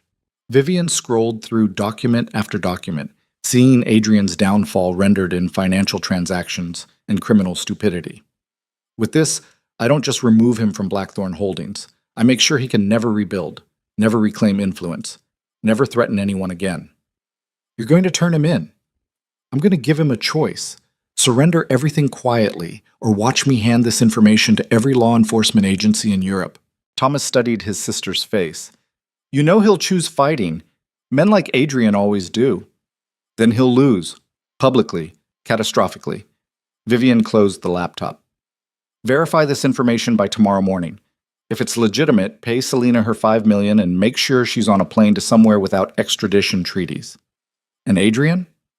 Adrian gets one last chance to do the right thing, and when he refuses, he gets destroyed. That night, Vivian drafted a letter to her husband.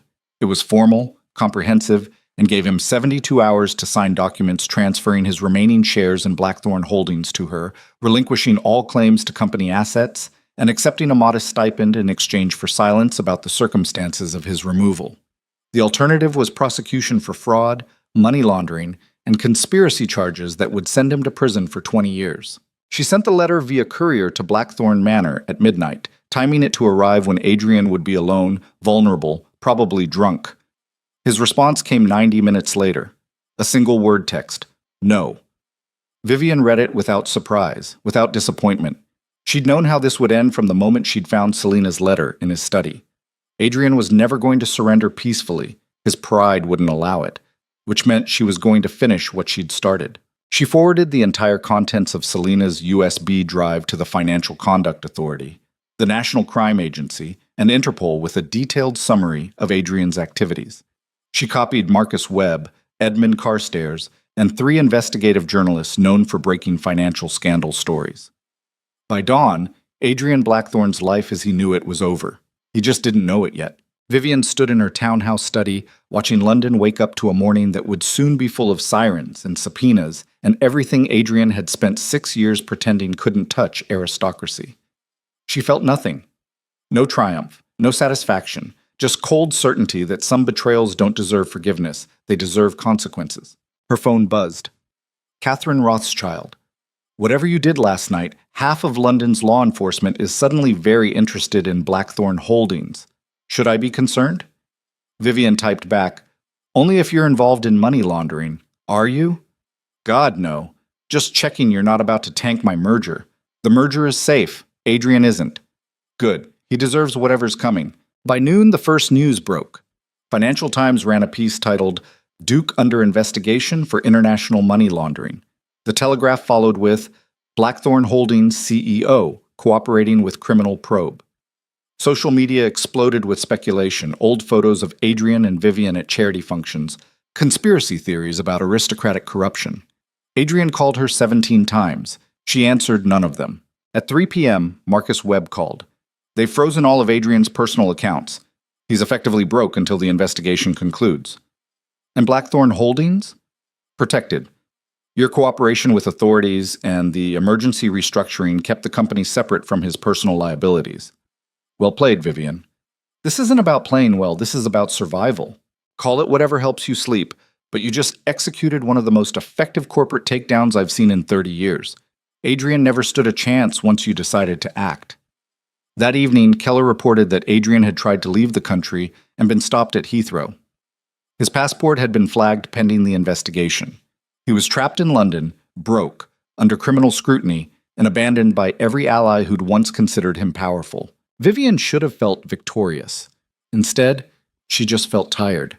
6 years of marriage reduced to this: mutual destruction, criminal investigations, and the hollow victory of proving she was more ruthless than the man who'd betrayed her. Thomas found her in the study, staring at nothing. It's done. Selena's on a plane to Buenos Aires. The information checked out. Everything she gave you was legitimate. Adrian's facing charges in 3 countries. I know. Then why do you look like someone died? Because someone did. The woman I was before all this, she's gone. I had to kill her to become someone capable of doing what needed to be done.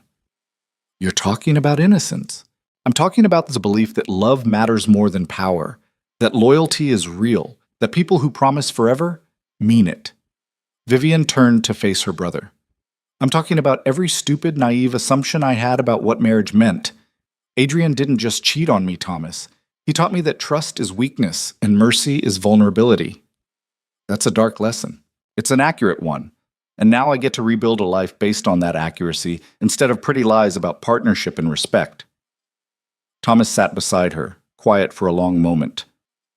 For what it's worth, I think you made the right choices. Given what Adrian did, what Selena threatened, you protected yourself. That's not darkness. That's survival. Survival, Vivian repeated. Is that what we're calling it? What would you call it? She thought about Adrian, trapped and desperate. About Selena, fleeing with blood money to a country that wouldn't extradite her. About herself, sitting in a fortified townhouse surrounded by evidence of systematic betrayal. Justice, she said finally. Expensive, exhausting, merciless justice. And I'm not done delivering it yet. Because even with Adrian facing criminal charges, even with his accounts frozen and his reputation destroyed, Vivian knew the final move hadn't been played. The aristocracy protected its own. The legal system moved slowly.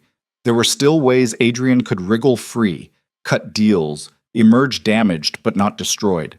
And she couldn't risk that. Couldn't risk him rebuilding, returning, retaliating. So Vivian Ashford made one final decision, the kind that separates survival from conquest. She would testify, publicly, against her own husband, would stand in court and detail every crime, every betrayal, every forged signature, would make sure the world saw Adrian Blackthorne not as a tragic figure who'd made mistakes, but as a criminal who'd exploited his wife's genius while crediting himself. It would be humiliating for both of them. The media would feast on it for months, but when it was over, no one would ever underestimate her again. And Adrian would spend his remaining years understanding exactly what it cost to betray a woman who'd given him everything. The morning Vivian was scheduled to give her deposition, London woke to news that would reshape everything she'd built. Thomas burst into her bedroom at 6 a.m., not bothering to knock, his face carrying the kind of expression that preceded catastrophes. We have a problem. Vivian was already dressed, preparing for 8 hours of testimony that would dismantle Adrian's remaining credibility. She turned from the mirror, reading disaster in her brother's body language. What kind of problem? The kind where someone's been 3 steps ahead of us this entire time. Thomas thrust his laptop toward her. Edmund Carstairs just released a statement to the Financial Times. He's claiming you've been conducting a coordinated campaign of corporate fraud and defamation against your husband. Says he has evidence you manufactured documents, bribed board members, and orchestrated false criminal allegations. The words didn't make sense initially. Edmund was her ally, had been feeding her information for weeks, had helped her build the case against Adrian. That's insane. Edmund gave me most of the evidence I'm using. I know. Which is why his betrayal is so effective. Thomas pulled up the article. He's positioned himself as a whistleblower. Claims he was initially deceived by your story, but eventually discovered you were fabricating evidence to destroy Adrian out of revenge for his affair. He's provided the FCA with what he calls proof of your manipulation. Vivian's hands went cold. What proof? Emails between you and him discussing payment for information, bank transfers, meeting records, all framed to make it look like you were paying him to manufacture dirt on Adrian. But those were legitimate consulting fees. He was investigating actual fraud. Except he's now claiming the fraud never existed, that you hired him to create false paper trails, making Adrian look guilty. Thomas's voice was tight with controlled fury. And because Edmund has a reputation as a straight shooter in financial circles, people are believing him. The deposition. Vivian was supposed to testify in 3 hours, supposed to detail Adrian's crimes under oath while prosecutors and defense attorneys dissected every claim. And now her primary source was claiming she'd fabricated everything. Adrian set this up. The realization hit with physical force. Edmund was never on my side. He was Adrian's insurance policy. Looks that way. Edmund's been feeding you real information mixed with manufactured evidence. Enough truth to seem credible while building a defense that you're a vindictive wife inventing crimes. The money laundering evidence, is that real? Thomas hesitated. I'm checking now, but Viv, if Edmund helped source any of those documents, the defense will argue they're forged. Even if they're legitimate, his involvement contaminates the entire evidence chain. Vivian felt the ground shifting beneath everything she'd constructed.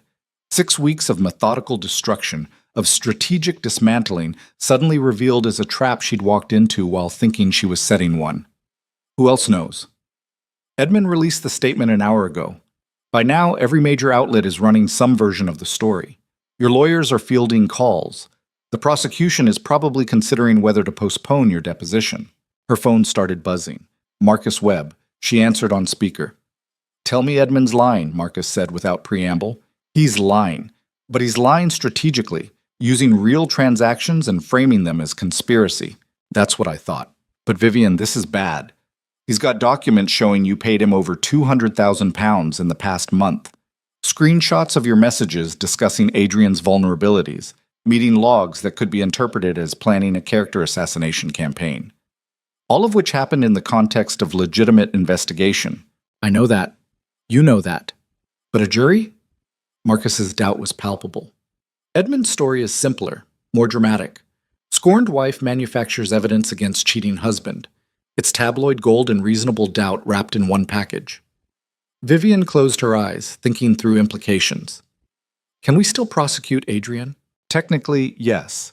The National Crime Agency has their own investigation independent of your involvement. But Edmund's statement damages your credibility as a witness. And if any of the evidence you've provided gets thrown out as potentially fabricated, it weakens the entire case. So Adrian might walk. Adrian might walk, or get a reduced charge, or plead to something minor and avoid prison entirely. Marcus paused. I'm sorry, Vivian. I know this isn't what you wanted to hear. She hung up and stood motionless in her bedroom, feeling the architecture of her revenge crumbling. Edmund hadn't just betrayed her. He'd made her look like the criminal.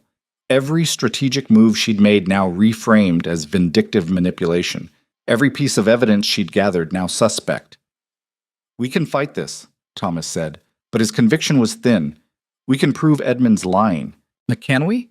He's been documenting his relationship with me for weeks. Every conversation we had, he was probably recording. Every transaction designed to look innocent initially, but damning in retrospect. Vivian opened her laptop, pulling up her communications with Edmund. Look at this message I sent. We need to make Adrian look as guilty as possible before the audit completes. In context, it means presenting accurate evidence effectively. Out of context, it sounds like I'm manufacturing guilt. Thomas read over her shoulder, his expression darkening. He's been building this defense since the beginning. Adrian knew you'd come after him. Edmund was planted to let you think you were winning while actually digging your grave. How did I miss this? The question was rhetorical, aimed at her own arrogance. I thought I was smarter than Adrian, thought I'd planned for everything. You planned for an enemy you understood. Adrian's evolved, or someone's helping him evolve. Vivian thought about the timeline, about how quickly Adrian had crumbled after the board vote, how desperate he'd seemed, how thoroughly defeated. It had all been performance. I need to talk to Edmund, directly. That's probably a terrible idea. Everything's a terrible idea at this point. At least this way I'll know exactly what I'm dealing with. She called Edmund from an encrypted line Thomas had set up. He answered on the second ring, sounding relaxed in a way that made her want to reach through the phone and strangle him. Duchess? I was wondering when you'd call. You've destroyed everything I built. I assume that makes you feel accomplished. I've protected an innocent man from a vindictive spouse. Rather different framing, don't you think? Innocent? Adrian's been laundering money for Russian oligarchs, committing fraud. You helped me document it. I documented what you claimed was fraud. Whether it actually constitutes criminal activity is apparently disputed. Your interpretation was colored by emotional bias, understandable given the affair, but not legally sound.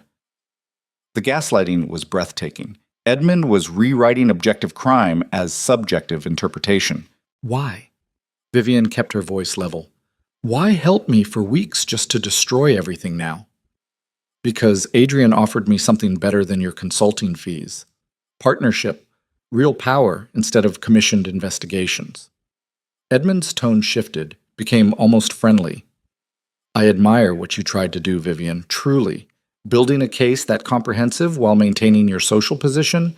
Impressive. But you made one critical error. Which was? You assumed people's loyalty could be bought with money and righteous anger. Adrian understood that loyalty goes to whoever offers the most valuable future, and his future, even diminished, is still more valuable than yours. He's facing criminal charges, charges you helped manufacture, which means if you're discredited, the charges weaken significantly. Adrian may lose some assets, pay some fines, but he'll survive. And when he does, he'll remember who stood with him and who tried to destroy him. You're betting on the wrong person. Am I? You're about to give testimony that will be torn apart by defense attorneys armed with evidence of your bias and potential evidence fabrication. Adrian's legal team has already filed motions to exclude your deposition based on Edmund's statement. Meanwhile, I'm positioned as the honorable consultant who discovered misconduct and reported it. Edmund laughed, sharp and satisfied. I'm not betting on the wrong person, Duchess. You are. Vivian wanted to argue, to threaten, to do something that would wipe the smugness from his voice. But Edmund had calculated correctly. He'd played both sides and positioned himself to win regardless of outcome. I'm going to destroy you for this. No, you're not. You're going to discover that without credible evidence and with your reputation damaged, you have very limited options, but I appreciate the threat. Shows spirit. He paused. For what it's worth, I genuinely believe Adrian was foolish to betray you. You're extraordinary. But extraordinary doesn't trump strategic positioning. He hung up. Vivian stood holding the phone, feeling something crystallize inside her. Not anger. Anger was too hot, too reactive. This was colder. The realization that she'd been playing a game with rules she didn't fully understand while her opponents were playing a different game entirely. What now? Thomas asked. Now I go give my deposition and make the best case I can with compromised evidence. They might not even let you testify. Edmund's statement gives Adrian's lawyers grounds to exclude you as a biased witness. Then I make sure they can't exclude me. I give testimony so precise, so documented, so unimpeachable, that even Edmund's betrayal can't undermine it. Viv, I don't think you're understanding the situation. Edmund has destroyed your credibility. Anything you say now will be filtered through suspicion that you're manufacturing evidence, which is why I won't rely on evidence Edmund touched. I'll focus on what I know firsthand. Bank accounts I personally discovered, transactions I witnessed, conversations I heard directly. Vivian pulled up files on her laptop. Edmund contaminated some of my case. Not all of it. I can still prove Adrian's crimes if I'm smart about which evidence I present. Thomas looked skeptical but didn't argue further. The deposition was held in a conference room that smelled like stale coffee and institutional anxiety. Adrian's legal team had quadrupled since the investigation started. 5 attorneys where there used to be 2, all wearing expressions of professional aggression. Vivian sat across from them with Marcus beside her and a court reporter documenting every word. Adrian wasn't present. His lawyers had successfully argued his attendance would be inflammatory, but she felt his presence anyway. This was his counterattack, delivered through surrogates who'd been preparing for weeks while she'd thought she was winning. Lead defense counsel was a woman named Victoria Ashworth, known for destroying witnesses with surgical precision. She smiled at Vivian with the warmth of a snake eyeing prey. Duchess Blackthorne, thank you for joining us. I know this must be difficult given recent revelations about your relationship with Edmund Carstairs. Opening with an attack disguised as sympathy, Vivian had expected it. Mr. Carstairs and I had a professional consulting relationship. His subsequent statements are his own and don't reflect the truth of my investigation. Your investigation. Interesting phrasing. You see yourself as conducting an investigation rather than cooperating with authorities? I see myself as protecting my company from fraud, which I then reported to appropriate authorities. After manufacturing evidence with Mr. Carstairs' assistance, I manufactured nothing. I documented crimes that occurred. Victoria smiled wider. We'll return to that. First, let's establish timeline. When did you first suspect your husband of financial impropriety? when I discovered a letter from Selena Vale detailing property transfers made with my forged signature. This letter. Victoria produced a document. Can you verify this is the letter you claim to have found? Vivian examined it. Her stomach dropped. The letter was similar to what she'd photographed, but not identical. Key phrases were slightly different. The signature looked wrong. This isn't the exact letter I found. Oh? You have the original? I photographed it. The original remained in my husband's study. So you no longer have access to the original document. And the photograph you took, do you have that? Vivian pulled out her phone, navigated to the photo. Except it wasn't there. The image she'd taken that first night, the one she'd referenced a dozen times while building her case, deleted.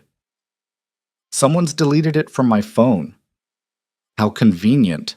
So the foundational document that supposedly started your investigation no longer exists in verifiable form. We only have your memory of what it said. Marcus intervened. My client's phone may have been compromised. We'll need to conduct forensic recovery. By all means, though I suspect forensics will show the photo was deleted by the account holder, not external interference. Victoria made a note. Let's move on. You've claimed Duke Blackthorne engaged in money laundering for Russian oligarchs. What evidence supports this allegation? Bank records showing transfers between my husband's accounts and shell companies controlled by individuals with Russian connections. And you obtained these records how? Through investigation conducted by Edmund Carstairs and my brother, Thomas Ashford. Mr. Carstairs, who has since stated you paid him to manufacture evidence, and your brother, who has no legal authority to access banking records. So you're basing serious criminal allegations on potentially fabricated documents and illegally obtained information. The documents aren't fabricated. The oligarch connections are real. Are they? We've had independent forensic analysis done on the documents you've provided. Several show signs of digital manipulation, date stamps that don't match metadata, signatures that fail authentication testing. Either you've been deceived by false information or you've participated in creating it. Vivian felt the trap closing. I participated in nothing illegal. If documents were manipulated, it was done without my knowledge. Without your knowledge. Despite you paying Edmund Carstairs over £200,000 for investigation services. Despite multiple meetings where you discussed strategy for destroying your husband's reputation. Despite messages you sent explicitly stating you wanted to make Duke Blackthorne look as guilty as possible. Victoria leaned forward. Duchess, isn't the truth simply that you discovered your husband's infidelity and decided to destroy him using any means necessary, including manufacturing evidence of crimes he never committed? No? No? Then explain these bank records showing payments to Edmund Carstairs labeled as consulting fees that coincidentally match his statement about being hired to fabricate evidence. Those were legitimate consulting fees for legitimate investigation. Investigation of what? A marriage gone bad? Hurt feelings? Because the crimes you're alleging either don't exist or can't be proven with untainted evidence. Marcus objected multiple times, but Victoria had done her work. Every answer Vivian gave was reframed as vindictive spouse behavior. Every piece of evidence questioned as potentially fabricated. By the time they broke for lunch, Vivian's testimony had been systematically dismantled. In the hallway, Marcus pulled her aside. This is worse than I thought. They're not just defending Adrian, they're putting you on trial. I noticed. And without Edmund's cooperation, without the original documents, without clean evidence chain, Vivian, we might lose this completely. She leaned against the wall, feeling exhaustion and rage competing for dominance. What are my options? Honestly, withdraw your testimony. Let the NCA pursue their independent investigation. Distance yourself from this case before Adrian's team makes you look like a criminal. If I withdraw, Adrian wins. His lawyers argue I'm backing down because I fabricated everything. The investigation collapses. If you continue, they're going to destroy you on cross-examination, make you look unhinged, possibly expose you to criminal liability for evidence tampering even if you didn't actually tamper with anything. Vivian closed her eyes. 6 weeks of work, of strategy, of careful documentation, all weaponized against her by an opponent she'd underestimated. Adrian hadn't been weak. He'd been patient, letting her build a case while simultaneously building her grave. I need to talk to Adrian directly. That's against protocol. You're giving testimony against him. I don't care about protocol. I need to understand what I'm really fighting. Marcus looked like he wanted to argue, but recognized futility when he saw it. I'll see what I can arrange, but Vivian, whatever you're planning, be careful. Adrian's proven he's more dangerous than you gave him credit for. The meeting was arranged for 6 p.m. in a neutral lawyer's office. Armed with the knowledge that she was probably walking into another trap, Vivian went anyway because she needed to see Adrian's face. Needed to understand whether Edmund's betrayal was Adrian's brilliance or someone else's.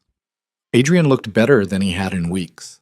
The desperate, defeated quality gone, replaced by something harder. He stood when she entered, ever the gentleman, but his smile had edges. Vivian, you're looking well despite the difficult day. Cut the aristocratic pleasantries, you set me up. I defended myself, rather different thing. Edmund was working for you the whole time. Edmund was working for Edmund. I simply offered him better incentives than you did. Adrian gestured to a chair. Please, sit. We should talk. She remained standing. Why? You've already won. Your lawyers are tearing apart my testimony. My evidence is compromised. What's left to discuss? Terms. I didn't ask you here to gloat, Vivian. I asked because despite everything, I'd prefer we end this without completely destroying each other. You tried to destroy me. Your mistress suggested killing me. Selena's suggestions were her own. I never agreed to that. Adrian's expression shifted, became almost earnest. I know you won't believe this, but I never wanted things to get this ugly. The affair was a mistake. Allowing Selena access to company assets was catastrophically stupid. But everything since, the investigation, the board coup, the criminal charges, that was you escalating beyond what was necessary. The gaslighting was elegant, making her aggression the problem while his crimes were just mistakes. You stole 40 million pounds, laundered money, forged my signature repeatedly. I made questionable business decisions. Whether they constitute crimes is apparently disputed. Adrian moved closer, not threatening but present. Here's what I'm offering. Drop the criminal pursuit. Stop cooperating with authorities.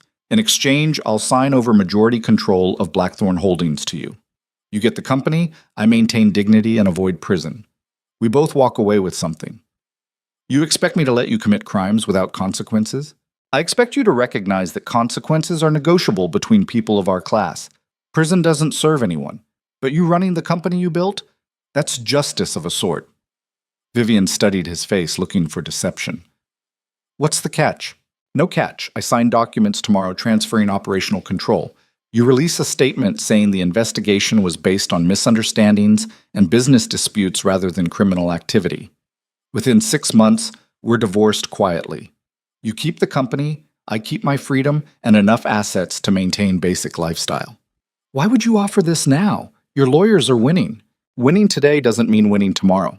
The NCA investigation continues regardless of your testimony. If they uncover real evidence independent of anything you've provided, I'm still exposed. This way, we control the narrative. We both get what we actually want. You get the company, I avoid prison. It was logical, reasonable even. Exactly the kind of compromise that powerful people made to avoid mutually assured destruction, which meant it was almost certainly a trap. I need to think about it. Take 24 hours.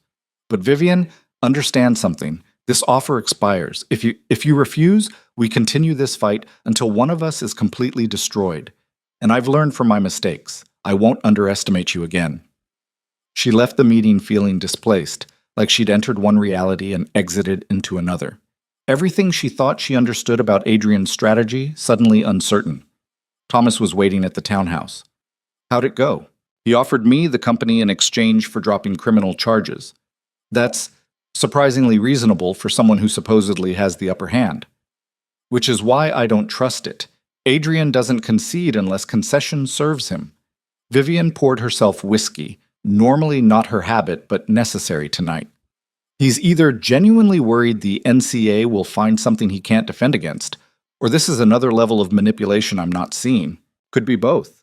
Edmund's betrayal bought him time and damaged your credibility, but if independent investigation proceeds, they might find evidence he can't blame on you fabricating. Or I accept his offer, take the company, and discover too late that I've somehow incriminated myself by backing away from charges. Made myself look like I was lying all along. Thomas ran scenarios silently. There's another possibility. What if Adrian's being pressured by someone else? The Russian oligarch connections, If those are real, those aren't people who tolerate legal scrutiny. They might be forcing Adrian to end this quickly. The thought hadn't occurred to Vivian. She'd been so focused on Adrian as opponent that she'd forgotten he might also be someone's pawn. If oligarchs are involved, dropping charges makes me complicit in whatever they're doing, or refusing makes you a threat they decide to handle. These aren't people who fight in courtrooms. Vivian felt the trap from multiple directions. Accept Adrian's offer and potentially enable criminals. Refuse and risk both legal destruction and physical threat. Continue fighting and watch her credibility dissolve further. I need independent verification of the money laundering claims. Evidence that doesn't flow through Edmund or Adrian, something the NCA found themselves. I can try to get that, but Viv, even approaching NCA contacts could be seen as witness tampering at this point.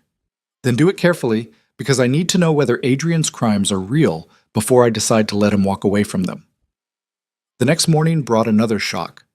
Catherine Rothschild requested emergency meeting at her Mayfair office. Vivian arrived expecting support or strategic advice. Instead, Catherine handed her a legal document with an expression of profound regret. The Rothschild merger is being suspended pending resolution of the Blackthorn investigation. James's decision, not mine. I argued against it but was overruled. The merger. £300 million and the cornerstone of Blackthorn Holdings' expansion strategy. Without it, the company's value plummeted. Catherine, this will destroy months of work. I know. And I'm sorry. But James believes the reputational risk is too high. Edmund's statement, the evidence disputes, the possibility that Blackthorn Holdings has been involved in systematic fraud. He can't justify the association. The fraud was Adrian's, not the company's. Legally, maybe. But in public perception, the distinction blurs. And perception matters as much as reality in our world. Catherine looked genuinely pained. I fought for you, Vivian. Please believe that. But I'm not the final decision maker. What would change James's mind? Clear resolution. Either Adrian is definitively prosecuted and removed from any company association, or the charges are proven false and the company's reputation restored. Right now, you're in limbo, which is the worst possible position. After Catherine left, Vivian sat in her car processing cascading failures. Edmund's betrayal had contaminated her evidence. Adrian's legal team was shredding her credibility. The merger that would have secured Blackthorn Holdings' future was suspended, and she had 24 hours to decide whether to accept Adrian's compromise. Her phone rang. Unknown number. She answered warily. Duchess Blackthorn, we haven't been formally introduced. My name is Dmitry Kozlov, the Russian oligarch, the man Adrian had allegedly been laundering money for. Vivian's blood went cold. How did you get this number? I have access to many things, Duchess, including information about your current legal difficulties. His English was perfect, accent barely detectable. I'm calling because your husband's problems have become inconvenient for me. I'd like to offer perspective. I'm not interested in perspective from criminals. Then you're not interested in understanding the actual situation you're in. Dimitri's voice was calm, almost friendly. The money you believe Adrian laundered wasn't laundered. It was legitimate investment in various European properties, investments I had valid business reasons to make. Your interpretation of criminal activity is incorrect.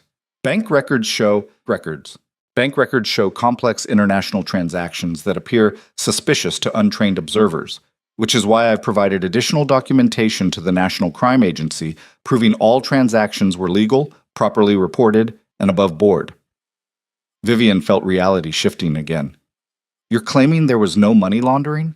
I'm stating that what appeared to be money laundering was legitimate business conducted in a manner that, in retrospect, should have been more transparent. I've already clarified this with authorities. Your husband may have made questionable decisions about disclosure, but he committed no crimes involving my money. This is you protecting him. This is me protecting myself from unnecessary legal attention. Adrian's legal troubles don't serve me. Your crusade against him doesn't serve me, so I've taken steps to remove the most serious allegations from consideration. By providing false documentation, by providing true documentation that was previously unavailable, perhaps you should ask yourself why Edmund Carstairs presented information in the most damning light possible. Who benefits from making Adrian look like a criminal while making you look vindictive? The question landed with weight. Vivian had been so focused on Adrian and Selena as enemies that she hadn't considered whether someone else was orchestrating chaos. Who benefits from this? Someone who wants both you and Adrian weakened. Someone with interest in acquiring Blackthorn Holdings assets at distressed prices. I suggest you examine who's been positioning themselves to pick up pieces when your empire crumbles. Edmund. Edmund Carstairs has made several inquiries about purchasing Blackthorn Holdings shares at significant discount. He's also been communicating with Adrian's mistress, coordinating strategy.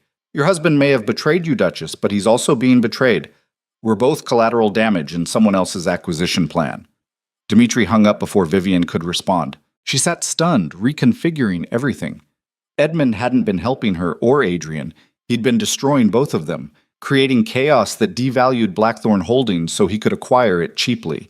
Selena wasn't just Adrian's mistress. She was Edmund's partner, planned to infiltrate Adrian's life and create vulnerability. The affair hadn't been Adrian's weakness. It had been Edmund's strategy. Thomas called before she could process fully. I've got something. Tracked Edmund's communications through some very illegal channels. He's been planning a hostile takeover of Blackthorn Holdings for 8 months. Started right around when Selena entered Adrian's life. Selena works for Edmund. Looks that way. She's not Austrian aristocracy. She's a corporate spy Edmund's used in 3 previous operations. They target wealthy men, create scandals, devalue companies, then Edmund acquires assets at discount. You and Adrian were just their biggest play. The pieces assembled into a picture Vivian had been too close to see. Edmund identifying Blackthorn Holdings as target, planting Selena to compromise Adrian, waiting for Vivian to discover the affair, then positioning himself as her ally while actually manipulating her into destroying her own company's value. The evidence he gave me, how much was real? Maybe 40%. Enough truth to seem credible. The rest was exaggerated or fabricated to make Adrian look worse than he was. And your response to the false evidence made you look unhinged, which depressed company value and gave Edmund opportunity to acquire shares cheaply while both Adrian and I were fighting each other. Vivian felt sick with recognition of her own manipulation. I've been played completely. We've both been played. Edmund's good at this. He's run similar operations in Germany and Switzerland. Always targets family businesses with marital problems. Creates chaos, acquires assets, disappears before anyone realizes they've been orchestrated. How do we stop him? That's the problem. Edmund hasn't technically done anything illegal. Selena's affair with Adrian was real, even if strategically motivated. Edmund providing you information, even false information, could be argued as good faith investigation that turned out flawed. He's positioned himself to claim plausible deniability while reaping rewards. Vivian thought through options. She could expose Edmund's scheme, but without concrete proof of conspiracy, it looked like sour grapes. She could accept Adrian's offer, but that left Edmund free to target other families. She could keep fighting in court, but that just provided more chaos for Edmund to exploit. Every choice led to some version of losing. There has to be a way to turn this against him. If there is, we need to find it in the next 12 hours, because Edmund's already started making acquisition offers to minority shareholders. He's moving fast now that chaos is maximized. Vivian returned to the townhouse, dismissed Keller's security team temporarily. She needed privacy for what she was planning, and made a call she never thought she'd make. Adrian answered immediately. I didn't expect to hear from you so soon. We've both been manipulated by Edmund Carstairs. He planted Selena to compromise you, positioned himself as my ally while feeding me false evidence. Now he's making hostile acquisition plays for Blackthorn Holdings while we're too busy destroying each other to notice. Silence. Then Adrian's voice, stripped of aristocratic pretense. How do you know this? Dmitri Kozlov called me. Thomas tracked Edmund's communications. Everything that's happened, the affair, the investigation, the board fight, Edmund orchestrated it to devalue our company so he could acquire it cheaply. Selena works for Edmund? Selena's a corporate spy. You're not her first target. I'm guessing she has something on you that prevented you from cutting her loose completely. She has documents about the Prague properties. I thought they were her insurance policy against me abandoning her. Now I realize they were Edmund's leverage to keep me compromised. So we've both been played by someone smarter and more ruthless than either of us gave him credit for. Adrian's bitter laugh carried through the phone. Christ, the man I asked to investigate you was actually orchestrating your investigation of me. That's almost elegant. It's not elegant, it's devastating. Unless we stop him immediately, Edmund acquires enough shares to force a sale. Everything we've both built gets liquidated and sold for parts. What are you proposing? Temporary alliance. We stop fighting each other and focus on the actual threat. Edmund's vulnerable if we can prove conspiracy between him and Selena, proof that he intentionally planted her to create marital crisis, which requires Selena's cooperation or testimony, or her communications. Thomas can access her devices if we can locate her. I know where she is, still have tracking access to her phone from when we were together. Adrian paused. If we do this, if we work together, it doesn't absolve what I did, the affair, the poor judgment, the damage to our marriage. I'm not forgiving you, Adrian. I'm partnering with you to prevent mutual destruction. Those are different things. Understood. What do you need from me? They worked through the night. A Duchess and Duke, who'd spent 6 weeks trying to destroy each other, now focused on a common enemy. Adrian provided Selena's location, a hotel in Prague, apparently waiting for Edmund's next instruction. Thomas hacked her devices remotely, pulling months of communications. The evidence was devastating. Explicit discussions between Selena and Edmund about manipulating Adrian's emotions. Strategies for creating maximum marital conflict. Plans for timing revelations to cause most damage. Edmund had orchestrated everything down to which board members Vivian would approach, which evidence would seem most convincing, how to position himself as trusted advisor. He's been playing three-dimensional chess while we were playing checkers, Adrian said, reading through messages. He's been playing us both. The question is whether we can prove it in time to stop the acquisition. Marcus Webb arrived at 2 a.m. with corporate lawyers. They reviewed the evidence, built emergency motions to block Edmund's share purchases based on fraud and market manipulation. It was thin legally.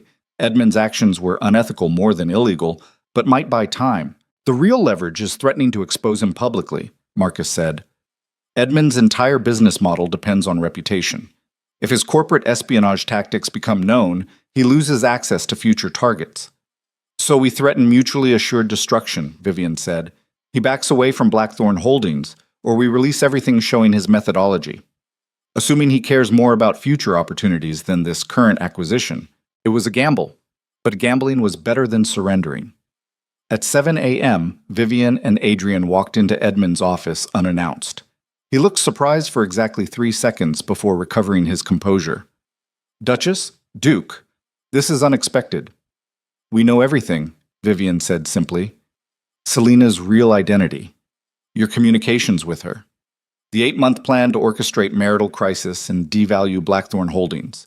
Your acquisition offers to minority shareholders. Edmund smiled, unperturbed. I'm not sure what conspiracy theory you've constructed, but Adrian dropped a folder on Edmund's desk. That's 6 months of communications between you and Selena Volkov discussing manipulation strategies. Specific quotes include, make Adrian feel valued so he'll trust her financial advice. Ensure Vivian discovers the affair at maximum impact moment. Feed the Duchess evidence that's 70% true and 30% catastrophic. She'll investigate the true parts and overlook the fabrications. Shall I continue? The smile faltered slightly. Those communications are taken out of context. Context doesn't matter, Vivian said. What matters is how they'll look when released to every financial publication in Europe, along with analysis of your previous acquisitions. How many other families will recognize your pattern? How many will realize they were manipulated the same way? You're bluffing. Test us. Adrian's voice was cold. Release those documents and watch your business model collapse. Every wealthy family will know you use corporate espionage and planted operatives. You'll never work in legitimate finance again. Edmund studied them both, calculating. What do you want? Withdraw all acquisition offers for Blackthorn Holdings. Sign a document agreeing never to target our company or family members again. Do those things, and these communications stay private. And if I refuse? Then we go public. File criminal complaints for fraud and conspiracy, and make your life so legally complicated you'll spend years in court. You might win eventually, but the reputational damage will be permanent. Edmund was quiet for a long moment. Then he pulled out a pen. I'll need the agreement drafted formally. Already done. Marcus produced documents. Sign here, here, and here. Edmund signed with visible frustration. You've won this round. Congratulations. We didn't win, Vivian said. We prevented you from winning. There's a difference. They left Edmund's office with signed agreements and the cold satisfaction of temporarily defeating someone who'd almost destroyed them both. In the car, Adrian broke the silence. That was extraordinary. The way you maneuvered him into surrender. We maneuvered. Together. He looked at her with something like wonder. I'd forgotten what we were like when we worked together, before everything fell apart. Don't romanticize it. We're not together. We're temporarily aligned against common threat. When this is over, we're still finished. I know. But Vivian, watching you operate these past 12 hours, I remembered why I fell in love with you. Not your beauty, your mind, your absolute refusal to be defeated even when defeat looked certain. That's not love, Adrian, that's admiration. And admiration isn't enough to rebuild what you destroyed. He nodded, accepting. What happens now? Now we rebuild Blackthorn Holdings properly. You sign majority control to me as offered. We divorce quietly. You maintain enough assets to live comfortably, but you're removed from operational decisions permanently. Agreed. And Selena? Selena disappears. I've already arranged her removal to somewhere without extradition treaties. She's gone from both our lives. You're extraordinary. Even in victory, you're strategic. I'm not victorious. I'm surviving. That's all anyone can do when they've been betrayed from every direction. The divorce papers were filed 3 days later. The investigation into Adrian's activities concluded with findings of poor judgment and questionable business practices, but no criminal charges. Dimitri's documentation had indeed shown the transactions were legal if badly executed.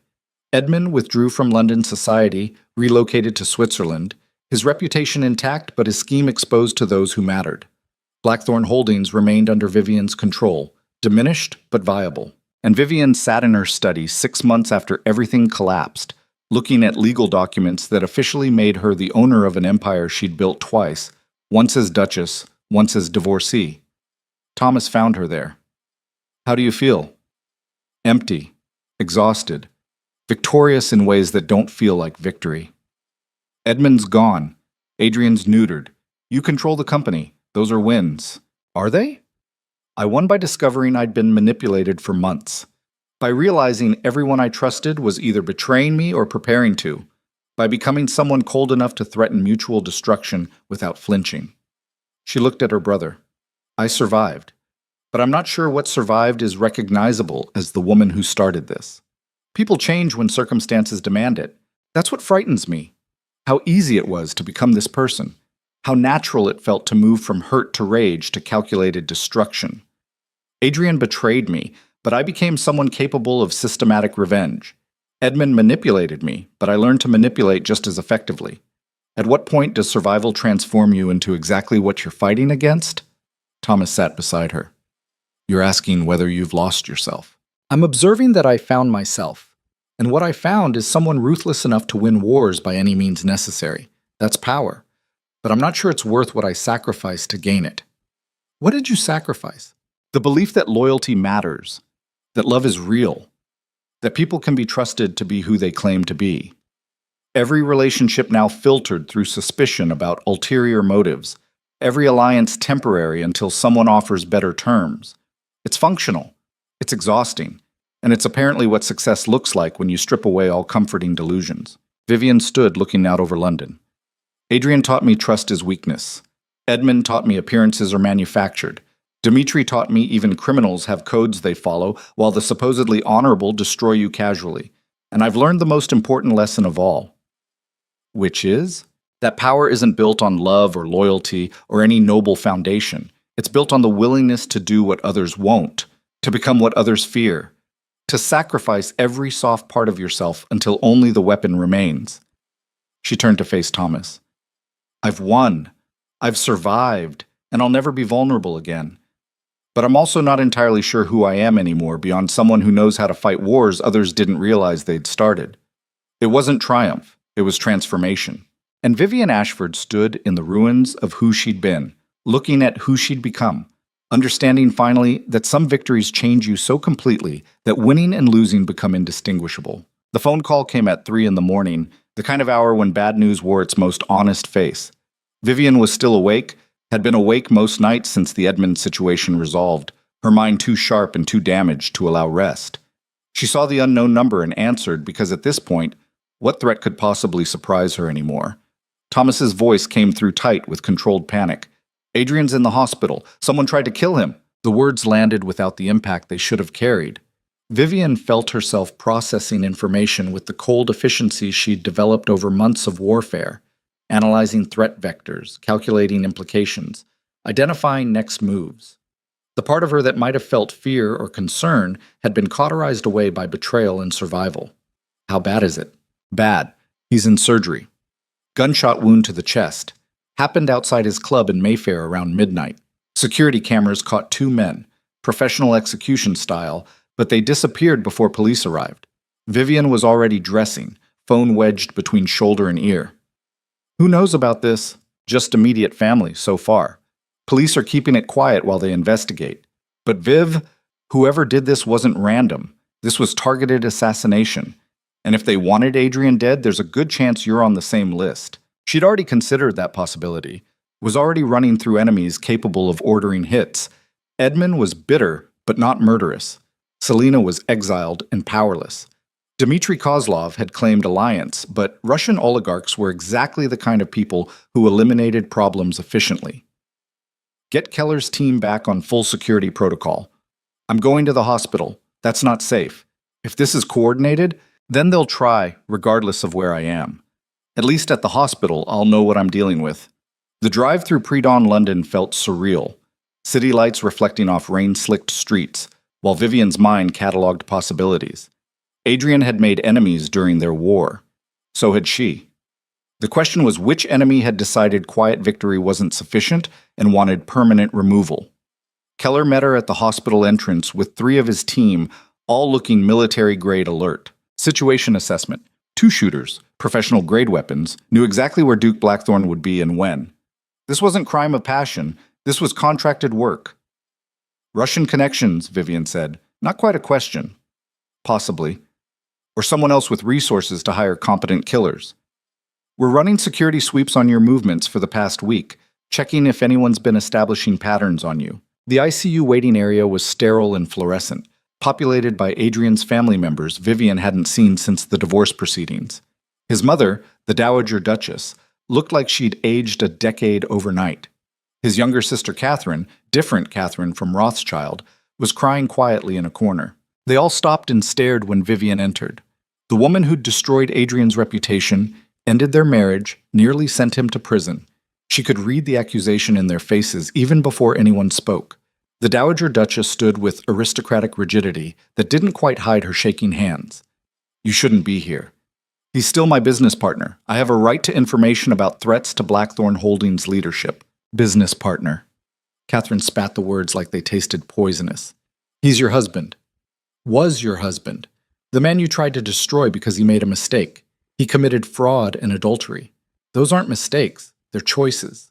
And now someone's trying to kill him. Convenient timing, wouldn't you say? Right when you've taken control of everything he built. Vivian felt rage spark but kept her voice level. If you're suggesting I hired assassins, you're stupider than your brother. His death doesn't benefit me. It complicates company ownership and triggers investigations I don't need. A doctor emerged before the confrontation could escalate, looking exhausted in the way trauma surgeons did after difficult cases. Duke Blackthorne survived surgery. The bullet missed his heart by centimeters, but caused significant internal damage. He's stable, but critical. Family can see him briefly, one at a time. The Dowager went first, emerging 10 minutes later looking haunted. Catherine went next. Then various cousins and distant relatives Vivian barely remembered. She waited through all of them, not because she wanted to see Adrian, but because leaving would look like guilt. When everyone else had finished, the doctor approached her. He's been asking for you, specifically. Said it's urgent. Vivian followed him through sterile corridors to an ICU room that smelled like disinfectant and the particular metallic scent of recent trauma. Adrian lay connected to machines that monitored rhythms keeping him alive, his aristocratic features slack with morphine and exhaustion, his eyes open when she entered, struggling to focus. You came. You asked for me. Thought you might not. Given everything. His voice was rough, damaged. Need to tell you something, in case I don't make it. Vivian pulled a chair close, keeping her expression neutral, even as something uncomfortable twisted in her chest. This man had betrayed her, used her, let his mistress plot her murder. But he was also the person she'd spent 6 years building a life with before everything shattered. Who did this to you? Don't know for certain. But Vivian, I lied to you about the Russian connections, about how deep it went. His breathing was labored, each word costing effort. Dmitry Kozlov. He wasn't just business associate. I was laundering money for him. Real laundering, not the legitimate investments he claimed. Been doing it for 5 years. Since before we married. The revelation should have shocked her. Instead, it just felt like confirmation of suspicions she'd been too tired to fully investigate. Why tell me now? Because the laundering didn't stop when the investigation started. I kept doing it, kept moving his money even after everything collapsed. He threatened my family if I stopped. Said he'd target my mother, Catherine, everyone. So I continued in secret. Been using shell companies you don't know about. Vivian's tactical mind immediately calculated implications. If Adrian had kept laundering money without her knowledge, that meant she was potentially liable as company owner. Anything he'd done under Blackthorn Holdings' umbrella could expose her to criminal charges. What shell companies? Adrian rattled off names she didn't recognize, accounts established before their divorce. But the real problem is Dimitri thinks I've been skimming, taking percentages for myself. I'm not that stupid, but his auditors found discrepancies. Someone made it look like I'm stealing from him. Who would do that? Adrian's eyes met hers with something like desperate clarity. Only person who had access to the accounts and reason to want me dead. Edmund Carstairs. The name hit like physical impact. Edmund, who they'd defeated 6 months ago, who'd signed agreements to never target them again, who apparently hadn't finished playing his game. Edmund's working with Dimitri? Think bigger. Edmund didn't just manipulate us. He manipulated Dimitri too. Made it look like I'm stealing Russian money, knowing Dimitri would order a hit. That way Edmund gets rid of me, you become sole owner of a company about to face criminal investigation for money laundering, and Edmund swoops in to acquire assets during the legal chaos. Vivian felt cold recognition settle in her bones. Edmund hadn't been defeated. He'd retreated, regrouped, and launched a more sophisticated attack. One that used Russian assassins as weapons while maintaining plausible deniability. Where's the evidence of the altered accounts? Adrian gestured weakly toward his phone on the bedside table. In my secure files. Passwords are your birthday and our wedding anniversary. Ironic, I know. Everything's there. The real accounts, the doctored versions Edmund created, communications showing his manipulation. Why those passwords?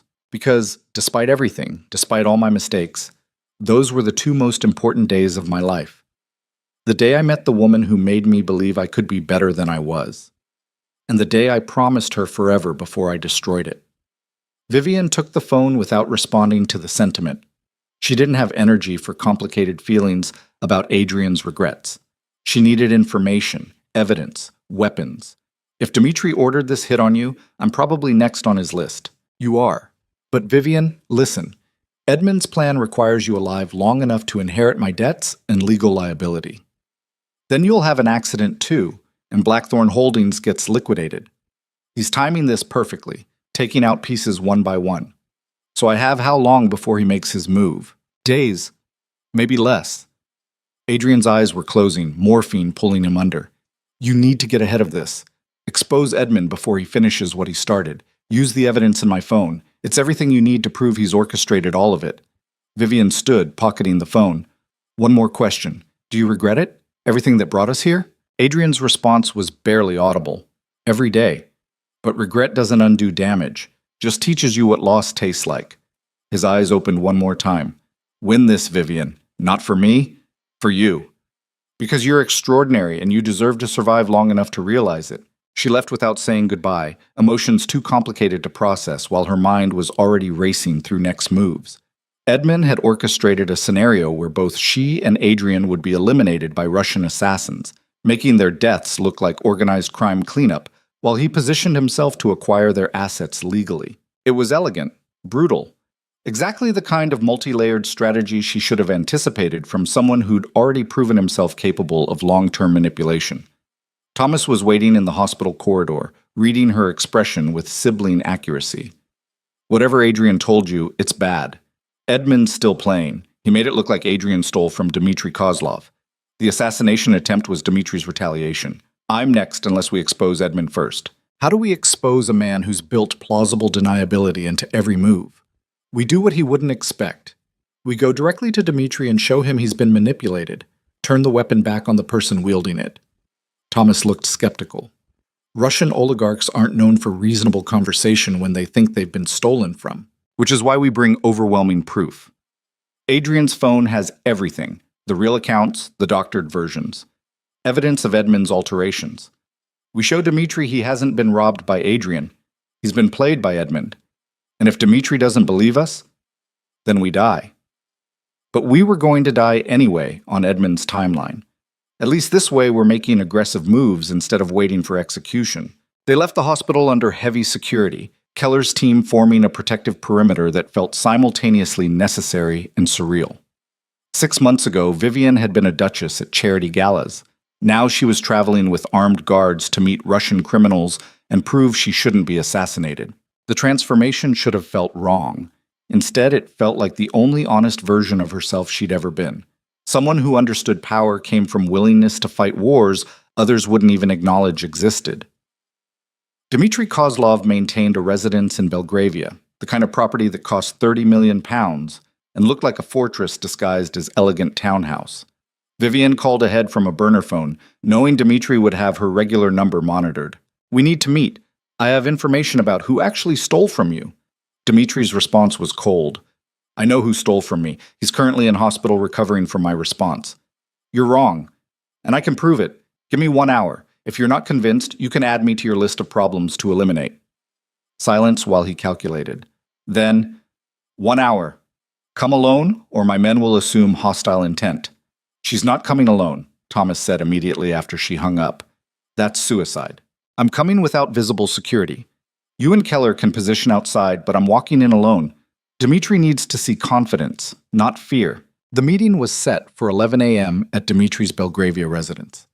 Vivian spent the intervening hours downloading everything from Adrian's phone: account records, communications, forensic analysis showing where Edmund had altered numbers to create appearance of theft. The evidence was comprehensive if you knew what to look for. The question was whether Dmitry would see it or just see a desperate woman trying to avoid consequences. She dressed in a navy suit that conveyed authority without aggression, wore minimal jewelry, carried only the tablet containing evidence. Thomas drove her to Belgravia, with Keller's team following in separate vehicles, establishing perimeter positions around Dmitry's residence. "You don't have to do this," Thomas said as they parked 3 blocks away. "We could go to authorities with the evidence instead. Authorities take time we don't have. Dmitry moves fast. If I'm going to redirect his violence away from me and toward Edmund, it has to happen now. And if he decides you're lying, if he thinks this is an elaborate setup, then you inherit Blackthorn Holdings and hopefully learn from my mistakes about trusting people's capacity for reason." She walked the final blocks alone, aware of security cameras tracking her movement, aware that somewhere in that elegant building men with guns were watching her approach. The front door opened before she reached it. 2 men in expensive suits that didn't hide their security role, gesturing her inside without speaking. The interior was beautiful in the way oligarch properties tended to be. Art worth millions displayed casually, furnishings that cost more than cars, everything designed to communicate wealth and power. Dmitry waited in a study lined with books she suspected he'd never read, sitting behind a desk positioned to make visitors feel subordinate. Duchess Blackthorn. "You have 1 hour to convince me why you should continue living." Vivian set her tablet on his desk, pulled up the first document. "Because I'm not your enemy. Edmund Carstairs is. And I can prove he's stolen from you while framing my ex-husband." She walked him through the evidence methodically. Original account records showing accurate transactions. Doctored versions with discrepancies making it appear Adrian had skimmed percentages. Digital forensics proving when alterations were made and from what IP addresses. Communications between Edmund and unknown parties discussing timeline for implementing the fraud. Dmitry watched without expression, occasionally asking questions that demonstrated he understood financial manipulation better than most legitimate bankers. Why would Edmund do this? What does he gain from making me kill Adrian Blackthorn? Control of Blackthorn Holdings. Adrian dead looks like organized crime cleanup. I inherit the company along with massive legal liability from hidden money laundering operations. Then I have an accident too, also looking like mob-related elimination. Blackthorn Holdings gets liquidated, assets sold at distressed prices. Edmund's positioned to acquire everything he wanted at fraction of actual value. Dmitry leaned back, fingers steepled. Elegant plan. Using me as weapon while maintaining distance from actual violence. I appreciate the sophistication even as I dislike being manipulated. Then help me stop him.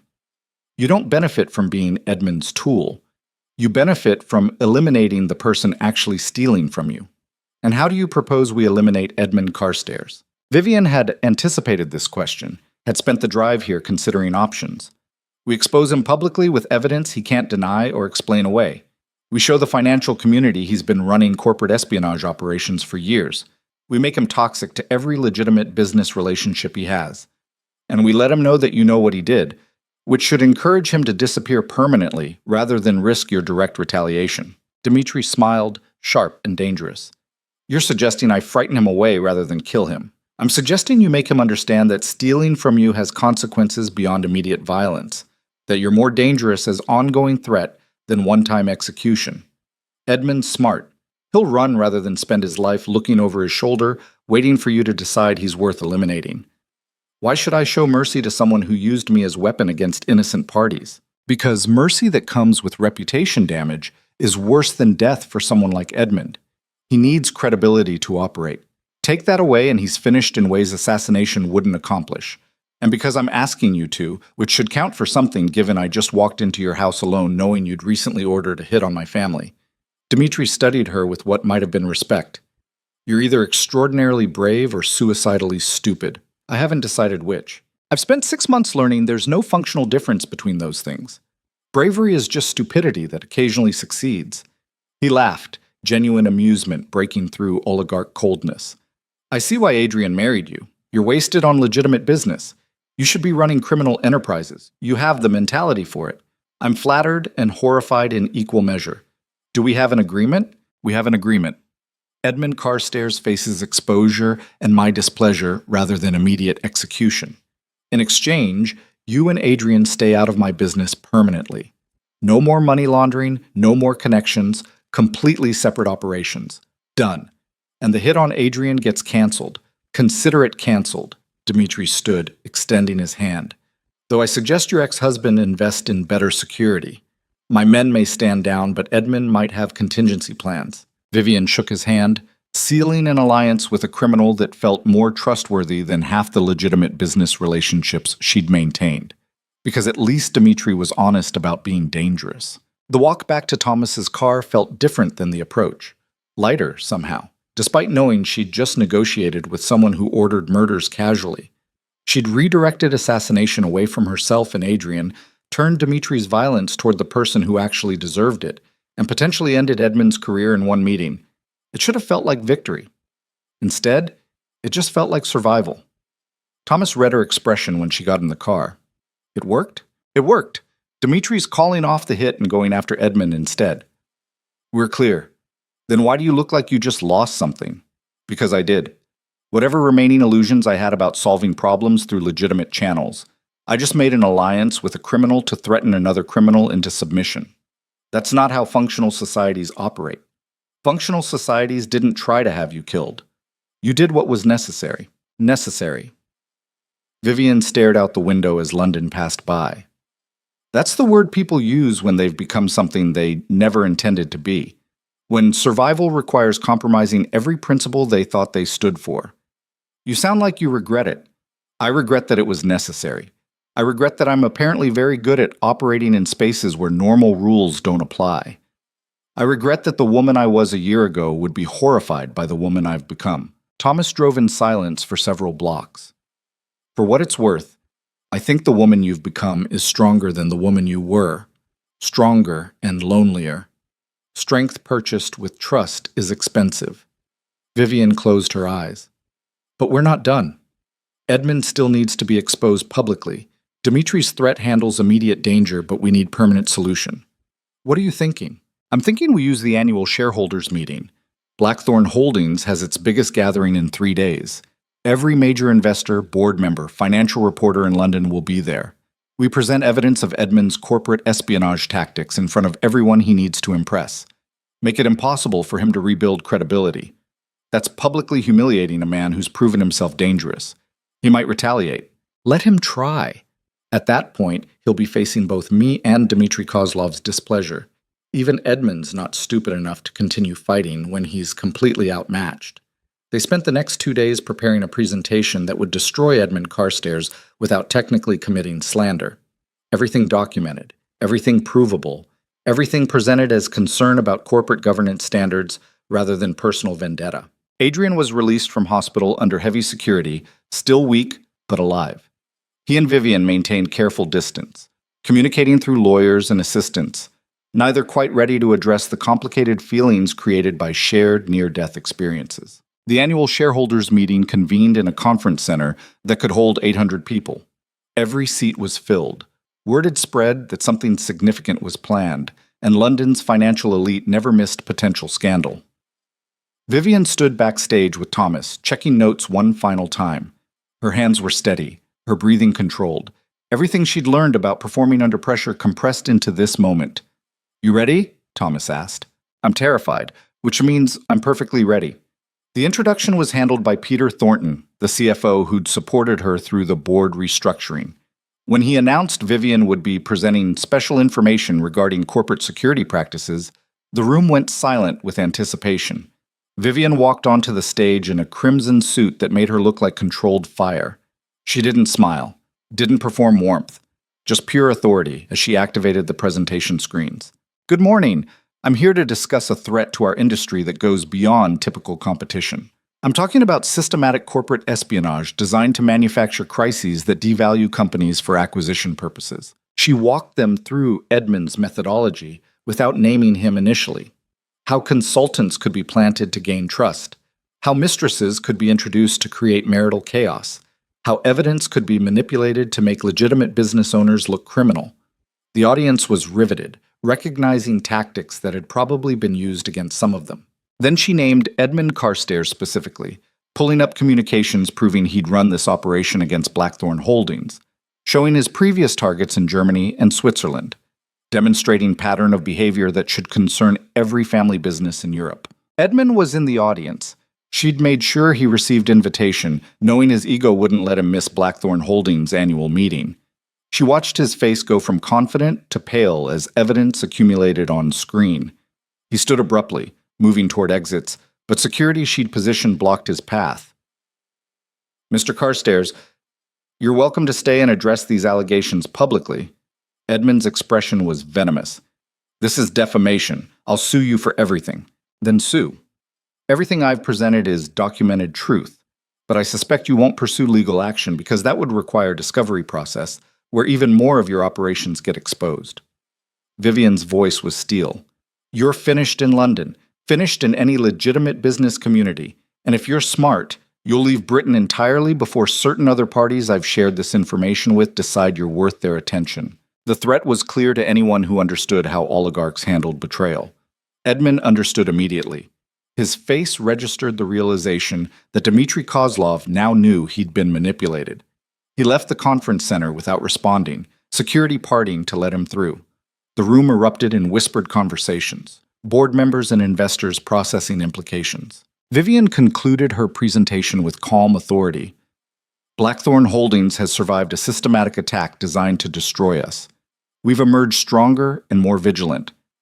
I want each of you to understand that this company, under my leadership, does not tolerate manipulation.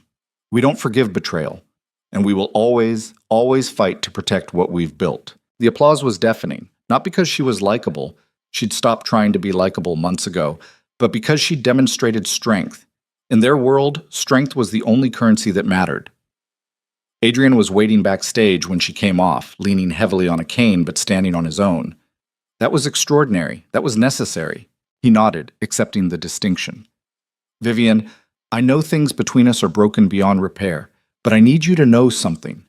The woman you became through all this, the strong, ruthless, brilliant strategist who just destroyed her enemy in front of 800 witnesses, that's who I always saw in you. I just didn't have the courage to let you be her. Maybe that's why we failed. You wanted a Duchess who enhanced your image. I needed a partner who could match my ambition. I know." Adrian's smile was sad. "For what it's worth, I'm sorry. Not just for the affair or the fraud. For wasting 6 years of your life on someone too weak to deserve you." Vivian felt something shift in her chest. Not forgiveness, but perhaps the beginning of release. "We both made mistakes. You just made more catastrophic ones. Fair assessment. He straightened as much as his injuries allowed. What happens now? With us. Now we finalize the divorce. You maintain minimal involvement in Blackthorn Holdings as figurehead. I run operations completely. We're cordial in public and strangers in private. Eventually, we'll both move on to lives that don't include each other. That sounds lonely. It sounds like survival. And right now, survival is my only relationship goal. Adrian left without arguing, understanding finally that some damage created permanent distance. Thomas found her an hour later in the executive offices, staring out at London from windows that now overlooked territory she'd fought for and won. Edmonds fled the country. Private jet to Dubai 20 minutes after the presentation ended. Looks like he's not planning to return. Good. One less threat to monitor. Dimitri sent a message too. Says to tell you he respects your tactical mind, and if you ever tire of legitimate business, he has opportunities available. Please tell me you're joking. Dead serious. Apparently oligarchs recruit from the ruthless Duchess demographic. Vivian laughed despite everything, the sound strange after months of careful control. I've become someone Russian criminals try to hire. That's either triumph or tragedy depending on perspective. It's both. Like everything else about this situation. They stood together watching the city, siblings who'd survived warfare that most people would never believe occurred behind aristocratic smiles in corporate boardrooms. Thomas broke the silence. What are you going to do now? You've won. Edmund's gone. Adrian's neutralized. Dimitri's no longer a threat. Blackthorn Holdings is secure. What does victory actually look like for you? The question hung in the air, complicated by the fact that Vivian had spent so long fighting that she'd forgotten what she was fighting for beyond survival. I don't know. Build the company into something that can't be threatened again. Establish security protocols that prevent future infiltration. Maybe eventually figure out who I am when I'm not at war. You could date, rebuild personal life. Try to find something besides business success. Date. Vivian's laugh was bitter. What kind of relationship could I possibly have? Trust someone enough to let them close after everyone I trusted betrayed me? That sounds exhausting. Not everyone betrays. Everyone who had access did. Adrian, Edmund, Selena. Even you violated some laws helping me fight back. The only person I can completely trust is myself. And honestly, sometimes I'm suspicious of her motivations too. That's not sustainable, Viv. You can't live like Fortress indefinitely. Watch me. But even as she said it, Vivian felt the weight of isolation she'd constructed. Safety purchased with permanent distance from anything resembling genuine connection. It was functional. It was survivable. It was possibly the saddest victory condition she could imagine. Her phone rang. Hospital. She answered with immediate tension. Duchess Blackthorn? This is Dr. Matthews from UCL Hospital. Duke Blackthorn has taken a turn for the worse. Internal bleeding from complications. We need to operate immediately, but he's listed you as next of kin for medical decisions. We need your authorization. The irony was almost perfect. Adrian had betrayed her, nearly destroyed her, forced her to become someone unrecognizable. And now his life depended on her willingness to authorize surgery. Do whatever's necessary to save him. Cost is irrelevant. She hung up and stood frozen, understanding finally that rage and hurt didn't actually erase history. That 6 years of marriage, even terrible marriage, created bonds that survival instinct couldn't completely sever. What's wrong? Thomas saw her expression. Adrian's dying. Maybe. They need to operate again. I just authorized them to do whatever it takes. You still care about him. I care about not having his death on my conscience.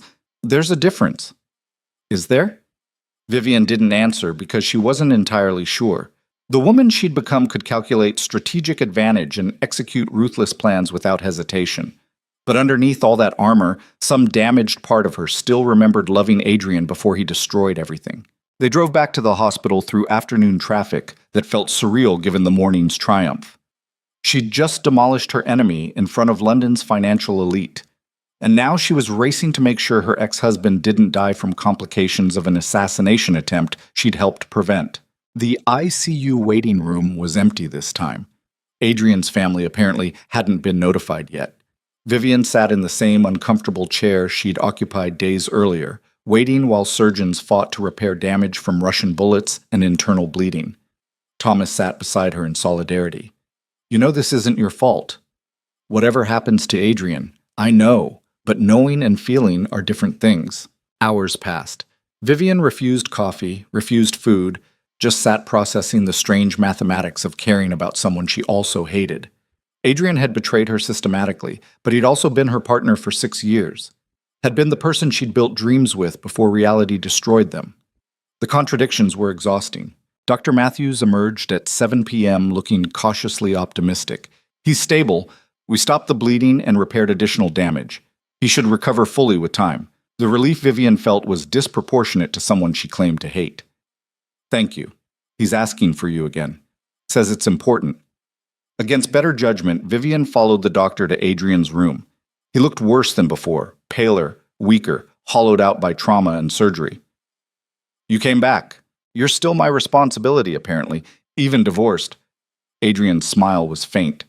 I heard about the shareholders' meeting. Thomas sent me video while I was being prepped for surgery. You destroyed Edmund publicly. It was beautiful. It was necessary. Why do you always say that?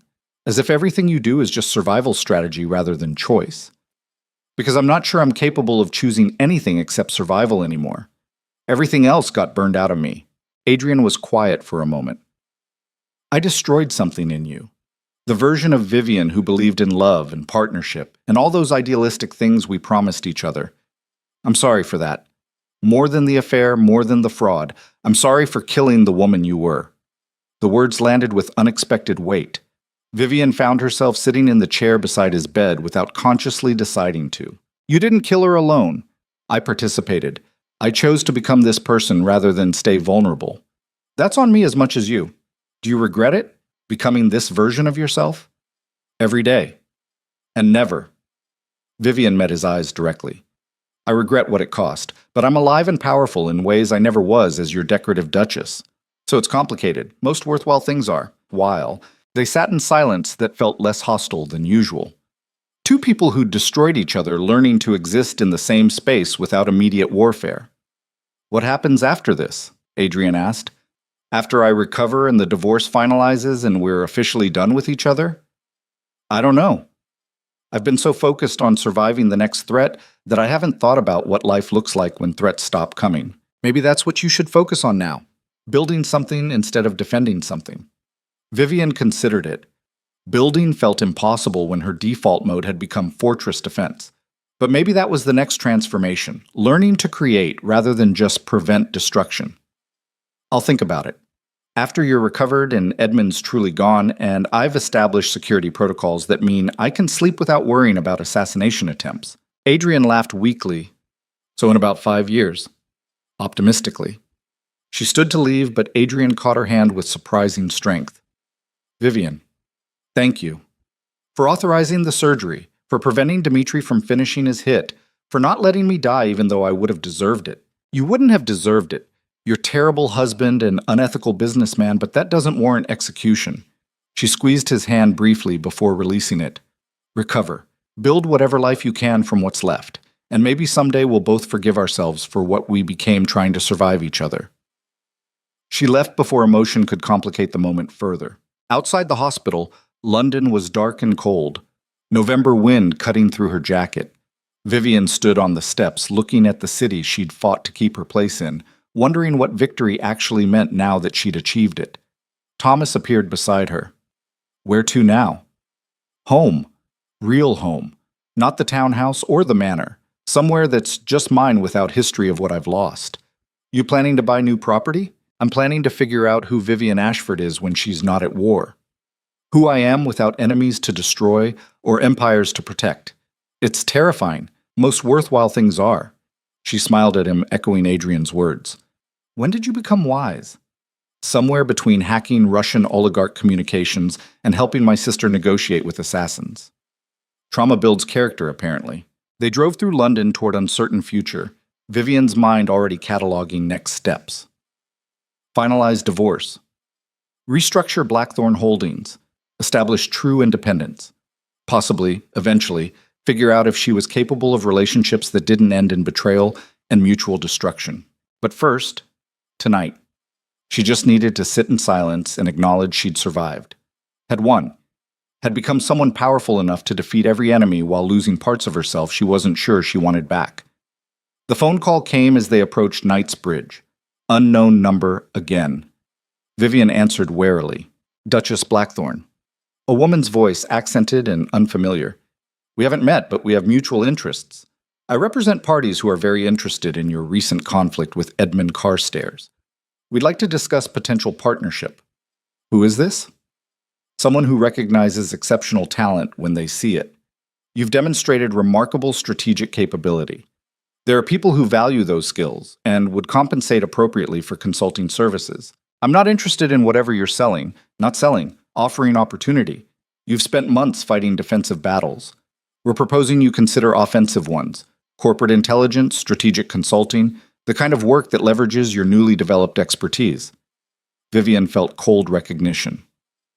You're recruiting me to do exactly what Edmund did.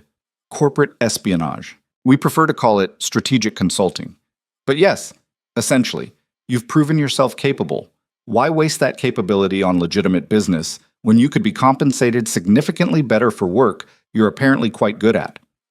The offer was simultaneously flattering and horrifying. 6 months of warfare had transformed her into someone criminal. Enterprises tried to recruit. I'm not interested. Vivian's voice was ice. I became this person to survive, not to weaponize my trauma for profit. Pity. You'd be extraordinary at it. The woman paused. The offer remains open if you change your mind.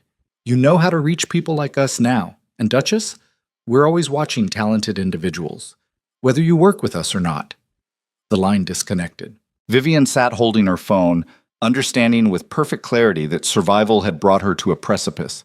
She could continue the path toward becoming someone criminal organizations recruited, or she could choose differently, find a way to be powerful without being weaponized. Thomas had heard the conversation. Please tell me you're not considering that. I'm considering that I've reached a decision point. The woman I've become can either keep evolving towards something genuinely dangerous, or she can stop and rebuild into something better. Vivian looked at her brother. I don't want to be the person criminals try to hire. Even if I'd be good at it, then don't be. Choose differently. You've spent months reacting to other people's moves. Maybe it's time to decide who you want to be instead of just surviving what they make you become. The wisdom was simple but profound. Vivian had been so focused on defense and retaliation that she'd lost sight of agency, of choosing her transformation rather than just letting it happen. Take me to Blackthorn Manor. Not the townhouse. The manor. You sure? That place has a lot of bad memories. It also has 6 years of history, good and bad. I need to face it before I can move forward. They drove through cold November night to the Gothic mansion where Vivian's marriage had crumbled. The building loomed dark against darker sky, every window reminding her of dreams that had died behind them. She walked through empty rooms that still held furniture but no life. The study where she'd found Selena's letter. The ballroom where she'd smiled through humiliation at charity galas. The bedroom where Adrian had stopped touching her while pretending everything was fine. Thomas followed silently, letting her process. Vivian ended in the library, the one room she'd truly loved. Floor-to-ceiling books, leather chairs by the fireplace, windows overlooking gardens she'd designed. This space held good memories. Late nights reading while Adrian worked, morning coffee while planning strategies, moments of peace before everything shattered. This room I keep. Everything else can burn. Metaphorically or literally? Haven't decided yet. She sat in her favorite chair feeling the weight of 6 months pressing down. The woman who'd sat here last winter wouldn't recognize the woman sitting here now.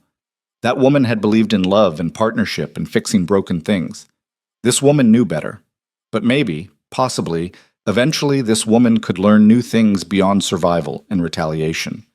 Could build something that wasn't just fortress defense against inevitable betrayal. It felt like possibility. Terrifying and distant, but possible. Her phone buzzed one more time. Marcus Webb, her solicitor. Vivian, we have a problem.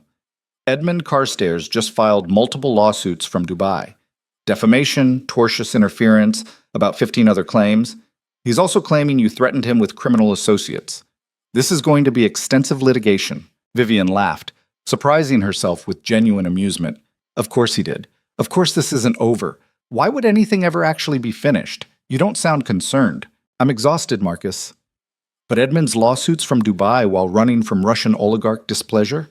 That's desperate last move from someone who's already lost. File countersuits. I have documentation proving everything I said publicly was true. He'll spend his exile fighting legal battles he can't win while I rebuild the life he tried to destroy. You're certain? I'm certain that I've survived worse than Edmund Carstairs' wounded pride. Let him sue. Let him rage from whatever corner of the world he's hiding in. I'm done being afraid of men who mistake my capacity for kindness as weakness. She hung up and stood, looking around the library one last time. Thomas was watching her carefully. What are you thinking? I'm thinking this is the moment where I decide what kind of person I become next. The world is trying to make me into weapon. Adrian made me ruthless. Edmund made me paranoid. Dimitri showed me how criminals operate. That recruiting call proved I could walk that path if I chose. But you're not going to. No, because becoming what I fought against doesn't honor what I survived. It just means they won differently. So what do you become instead? Vivian considered the question with the full weight of everything she'd endured. I become someone who's powerful without being cruel. Someone who learned hard lessons about trust and betrayal, but didn't let those lessons destroy her capacity for human connection. Someone who can be strategic and ruthless when necessary, but chooses those moments carefully rather than making them her entire identity. She turned to face Thomas. I become the woman I was supposed to be before Adrian and Edmund and all of this, just wiser, scarier, and significantly harder to destroy. That sounds like the beginning of something good, or the beginning of the next war I don't see coming. But either way, I'm making the choice consciously. I'm deciding my transformation instead of just reacting to other people's violence. They left Blackthorn Manor with Vivian knowing she'd never live there again. That chapter was finished. Not closed neatly, but ended definitively. What came next was uncertain, probably difficult, possibly beautiful if she could figure out how to build instead of just defend. The drive back to London felt different than any journey she'd taken in the past 6 months. Not safe exactly, but no longer immediately threatened. The space between survival and actual living. Her phone stayed quiet. No assassination threats, no betrayals, no revelations that someone she trusted was actually destroying her. Just silence and the soft sound of London at night, and the beginning of understanding that maybe, possibly, she could stop fighting long enough to figure out what she actually wanted from life beyond just making it through another day. Thomas glanced at her. You okay? Vivian considered the question honestly. I'm traumatized and paranoid and probably going to need years of therapy. But I'm alive. I won. And I'm starting to think that might be enough foundation to build something real on. That's the most hopeful thing you've said in months. Don't get used to it. I'm still prepared for everything to explode again. But until it does, I'm going to try something radical. Which is living like someone who survived hell and earned the right to do more than just survive. The city lights blurred past the window, London in all its complicated beauty. Vivian leaned back, closed her eyes, and for the first time in 6 months felt something almost like peace. It wouldn't last. Peace never did in her experience, but for tonight, for this moment, it was enough to know she'd made it through the worst and emerged as someone recognizable. Not the naive Duchess she'd been, not the pure weapon she'd almost become, but something new and undefined and entirely her own. And then her phone rang one more time. Adrian's sister Catherine, voice tight with panic. Vivian, Adrian's coding. The doctors say he's not responding. They need you to make decisions about life support if he doesn't stabilize. You need to come back right now. The moment shattered. Peace evaporated. Whatever tentative future Vivian had been imagining replaced immediately with medical crisis and impossible decisions and the recognition that nothing was ever actually finished. She looked at Thomas, her expression communicating everything. He was already turning the car around, racing back toward the hospital through streets that had seemed beautiful moments ago, and now just felt like obstacles between her and another catastrophic choice she'd have to make. Because apparently survival meant this, constant readiness for the next disaster, the next threat, the next impossible decision about life and death, and responsibility for someone who'd destroyed her but whose life she still held in her hands. The hospital loomed ahead, all harsh lights, and sterile promise of more trauma. Vivian prepared herself to walk back into hell one more time, wondering how many times a person could survive breaking before they just stayed broken. But she went anyway, because that's what survivors did. They kept going even when going seemed impossible. They survived one more crisis and then another, until survival became their entire identity, and they forgot what they were surviving for beyond just making it through to the next disaster. And somewhere in that endless cycle of crisis and resolution and more crisis, the woman Vivian Ashford could have become fated into the woman she had to be to keep surviving. The hospital doors opened before her like judgment, and Vivian walked through them into whatever came next, knowing only that it would be terrible and she would survive it because survival was the only thing she knew how to do anymore. The hospital corridor stretched endlessly under fluorescent lights that turned everything the color of desperation. Vivian's heels echoed against linoleum as she ran toward the ICU, Thomas struggling to keep pace behind her. Her mind cataloged worst-case scenarios with the ruthless efficiency she'd developed over months of crisis. Adrian dying, Adrian brain-damaged, Adrian surviving but permanently altered in ways that made her responsible for someone she could neither love nor abandon. Catherine met them at the ICU entrance, mascara streaked down her face in patterns that mapped grief's geography. They got him stabilized. Barely. But Vivian, the doctor says his body can't take much more. The next crisis will probably kill him. Vivian felt something twist in her chest. Not quite the pain of loving someone, but the heavier ache of being bound to another person's mortality by history and guilt and 6 years of shared existence. She'd spent months wishing Adrian would disappear from her life. Now facing the actual possibility of his death, she discovered her rage was more complicated than simple hatred. "Can I see him?" Catherine nodded, wiping her face with hands that trembled. "He's been asking for you. Keep saying he needs to tell you something before it's too late." The ICU room smelled like antiseptic and the particular metallic scent of a body fighting to continue existing. Adrian lay connected to machines that beeped urgent rhythms, his aristocratic features slack with exhaustion that went beyond physical. He looked like someone who'd survived a war but couldn't remember why he'd been fighting. His eyes opened when Vivian entered, struggling to focus. "You came back." His voice was barely audible over the machines. "Thought maybe you decided it was easier if I just died. Don't be dramatic. I've put too much effort into keeping you alive to quit now." A ghost of his old smile. Always practical. Even at deathbeds. "You're not dying. The doctor stabilized you. This time." Adrian's breathing was labored, each word costing visible effort. "But we both know I'm running out of times. Body can't keep recovering from assassination attempts and surgical complications indefinitely." Vivian pulled the chair closer, sitting at his bedside with the strange intimacy of two people who'd destroyed each other, learning to exist in the same fragile space. "Then don't have any more crises. Recover properly this time. Need to tell you something first, in case I don't get another chance." Adrian's hand moved weakly toward hers. "I've been lying to you. About why I really married you." The confession hung between them, heavy with implications Vivian wasn't sure she wanted to explore. "We married because your family needed money and mine had it. Because you needed strategic intelligence and I was brilliant. I know the transactional foundation, Adrian. You don't need to prettify it now. That's what I let you think. But the truth?" Adrian's eyes held hers with painful honesty. "The truth is I married you because you terrified me. Because you were smarter than me and more strategic, and I knew if I didn't bind myself to you legally, you'd eventually see through me completely." Marriage was self-preservation disguised as partnership. Vivian absorbed the words, feeling something crack open inside her. "You married me because you were afraid of me. I married you because I recognized that you were always going to be more powerful than me. And men like me, weak men pretending it's strength, we don't handle that recognition well. So I trapped you in a role where your power served me instead of threatening me. Made you Duchess, so you'd waste your brilliance building my empire instead of your own." The honesty was devastating, not because it revealed something new, but because it named what Vivian had suspected for years without admitting to herself. Her entire marriage had been a cage disguised as partnership, Adrian using legal and social structures to contain someone he couldn't match intellectually. "Why tell me this now? Because you deserve to know. And because I need you to understand that everything that happened afterward, Selena, the fraud, the betrayals, it all flowed from that original sin. I didn't trust you because I never believed I deserved you. So I sabotaged us both rather than admit I'd married someone fundamentally better than me." Vivian sat in silence, processing 6 years of marriage through this new lens. All the moments Adrian had diminished her contributions. All the times he'd taken credit for her work.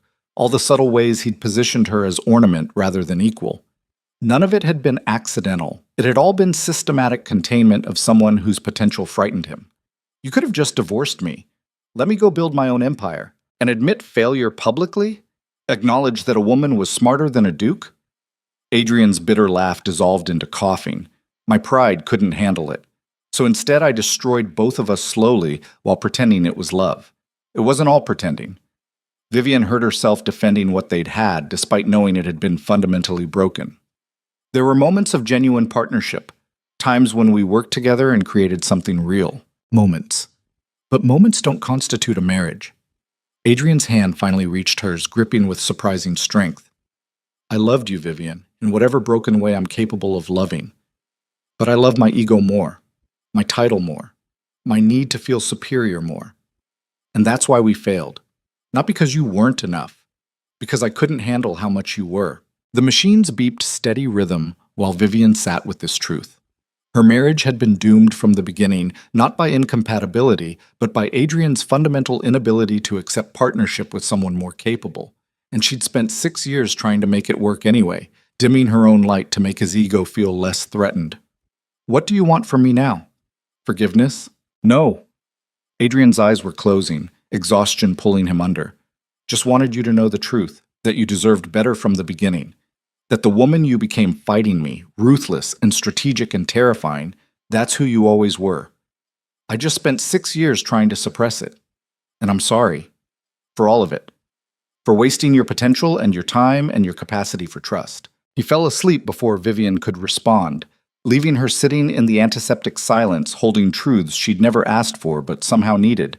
Thomas found her there an hour later, still sitting beside Adrian's bed. You going to make it? Probably. Unfortunately. Vivian stood, releasing Adrian's hand. He just gave me a deathbed confession about why our marriage was fundamentally broken. Apparently he married me because I terrified him and he needed to contain my power. That's the most honest thing I've ever heard him say. It's also the cruelest, because now I have to process 6 years through the lens of knowing I was deliberately diminished by someone too weak to partner with strength. Vivian walked to the window, looking out at London beginning to wake. I thought I was building an empire with my husband. Turns out I was building an empire for my jailer. What are you going to do with that information? Nothing. Everything. I don't know. Vivian pressed her forehead against cold glass. Part of me wants to rage at him for wasting 6 years of my life. Part of me just feels exhausted by how predictable it all was. Weak man marries strong woman and spends their marriage trying to cut her down to manageable size. It's a story as old as patriarchy itself. You're not responsible for his weakness. I know. But I'm responsible for staying in a situation that diminished me, for not recognizing what was happening and walking away years earlier. Vivian turned to face Thomas. That's what I keep circling back to. Adrian trapped me, but I stayed trapped. Even my brilliance couldn't save me from believing I needed to make the marriage work. You believed in commitment. That's not weakness. It is when commitment becomes complicity in your own diminishment. They left the hospital as dawn broke over London, the city waking to a day that would be ordinary for most people and transformative for Vivian. She drove through familiar streets, seeing them differently, not as territory she'd fought to claim, but as landscape she'd always had right to inhabit without needing anyone's permission. The townhouse felt different when she entered it. Still fortified, still secured by Keller's team, but no longer just a defensive position.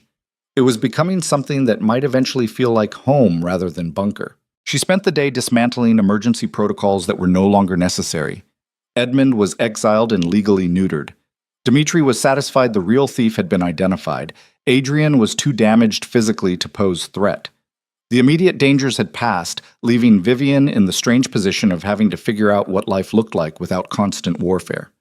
Marcus Webb called at noon with updates on Edmund's lawsuits. His legal position is weaker than expected. The documentation you presented at the shareholders' meeting is all verified accurate. His defamation claims have no merit. I expect most of this gets dismissed within 3 months.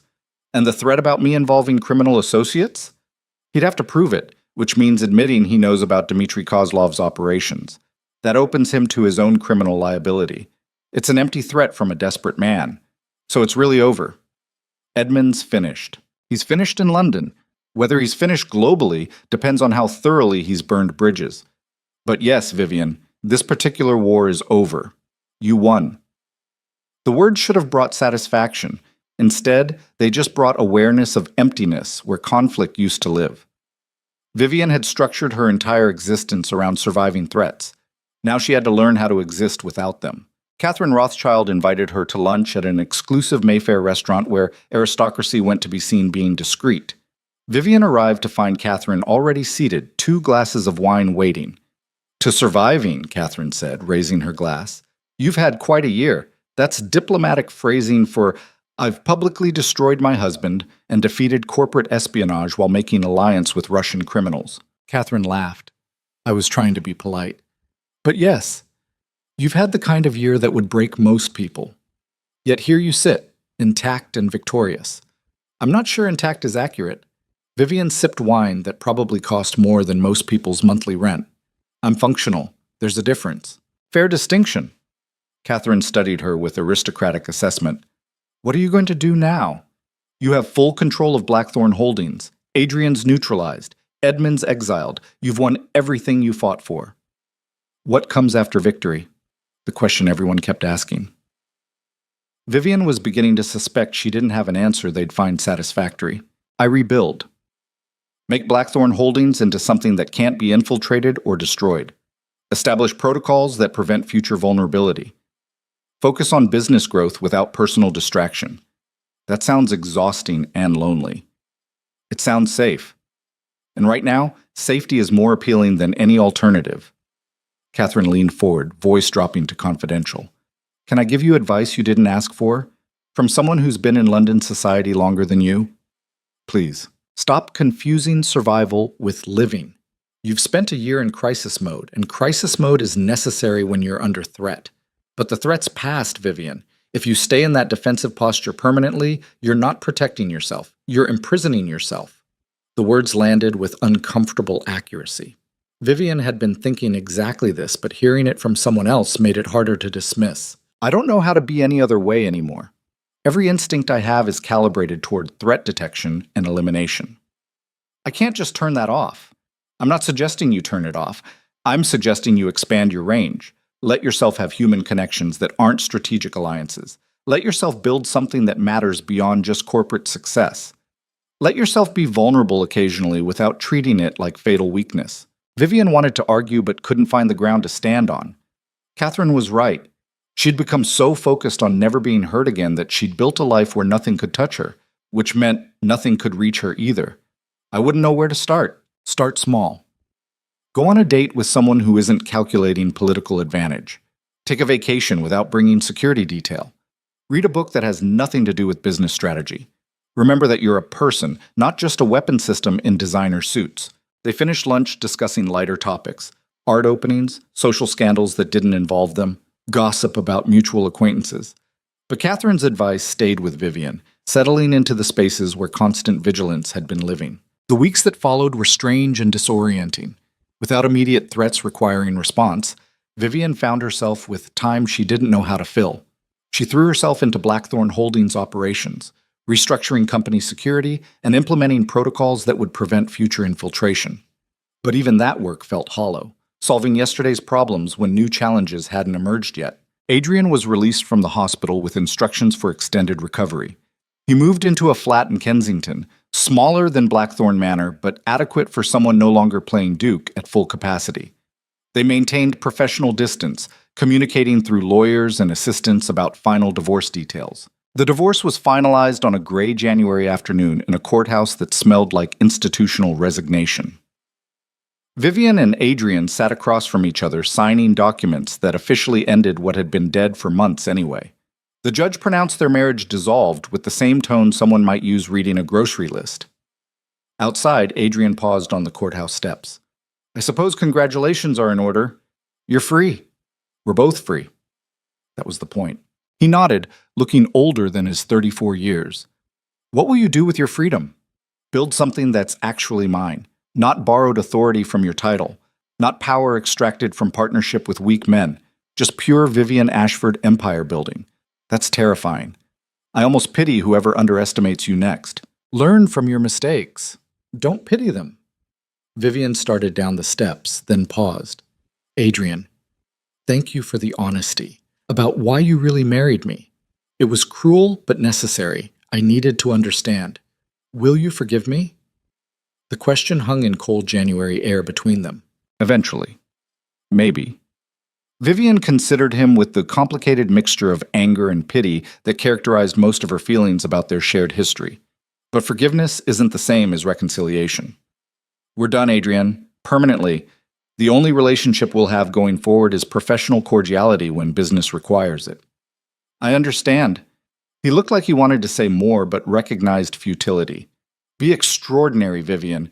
Be the version of yourself I was too weak to deserve. She walked away without responding, leaving him on the courthouse steps with whatever regrets he'd earned.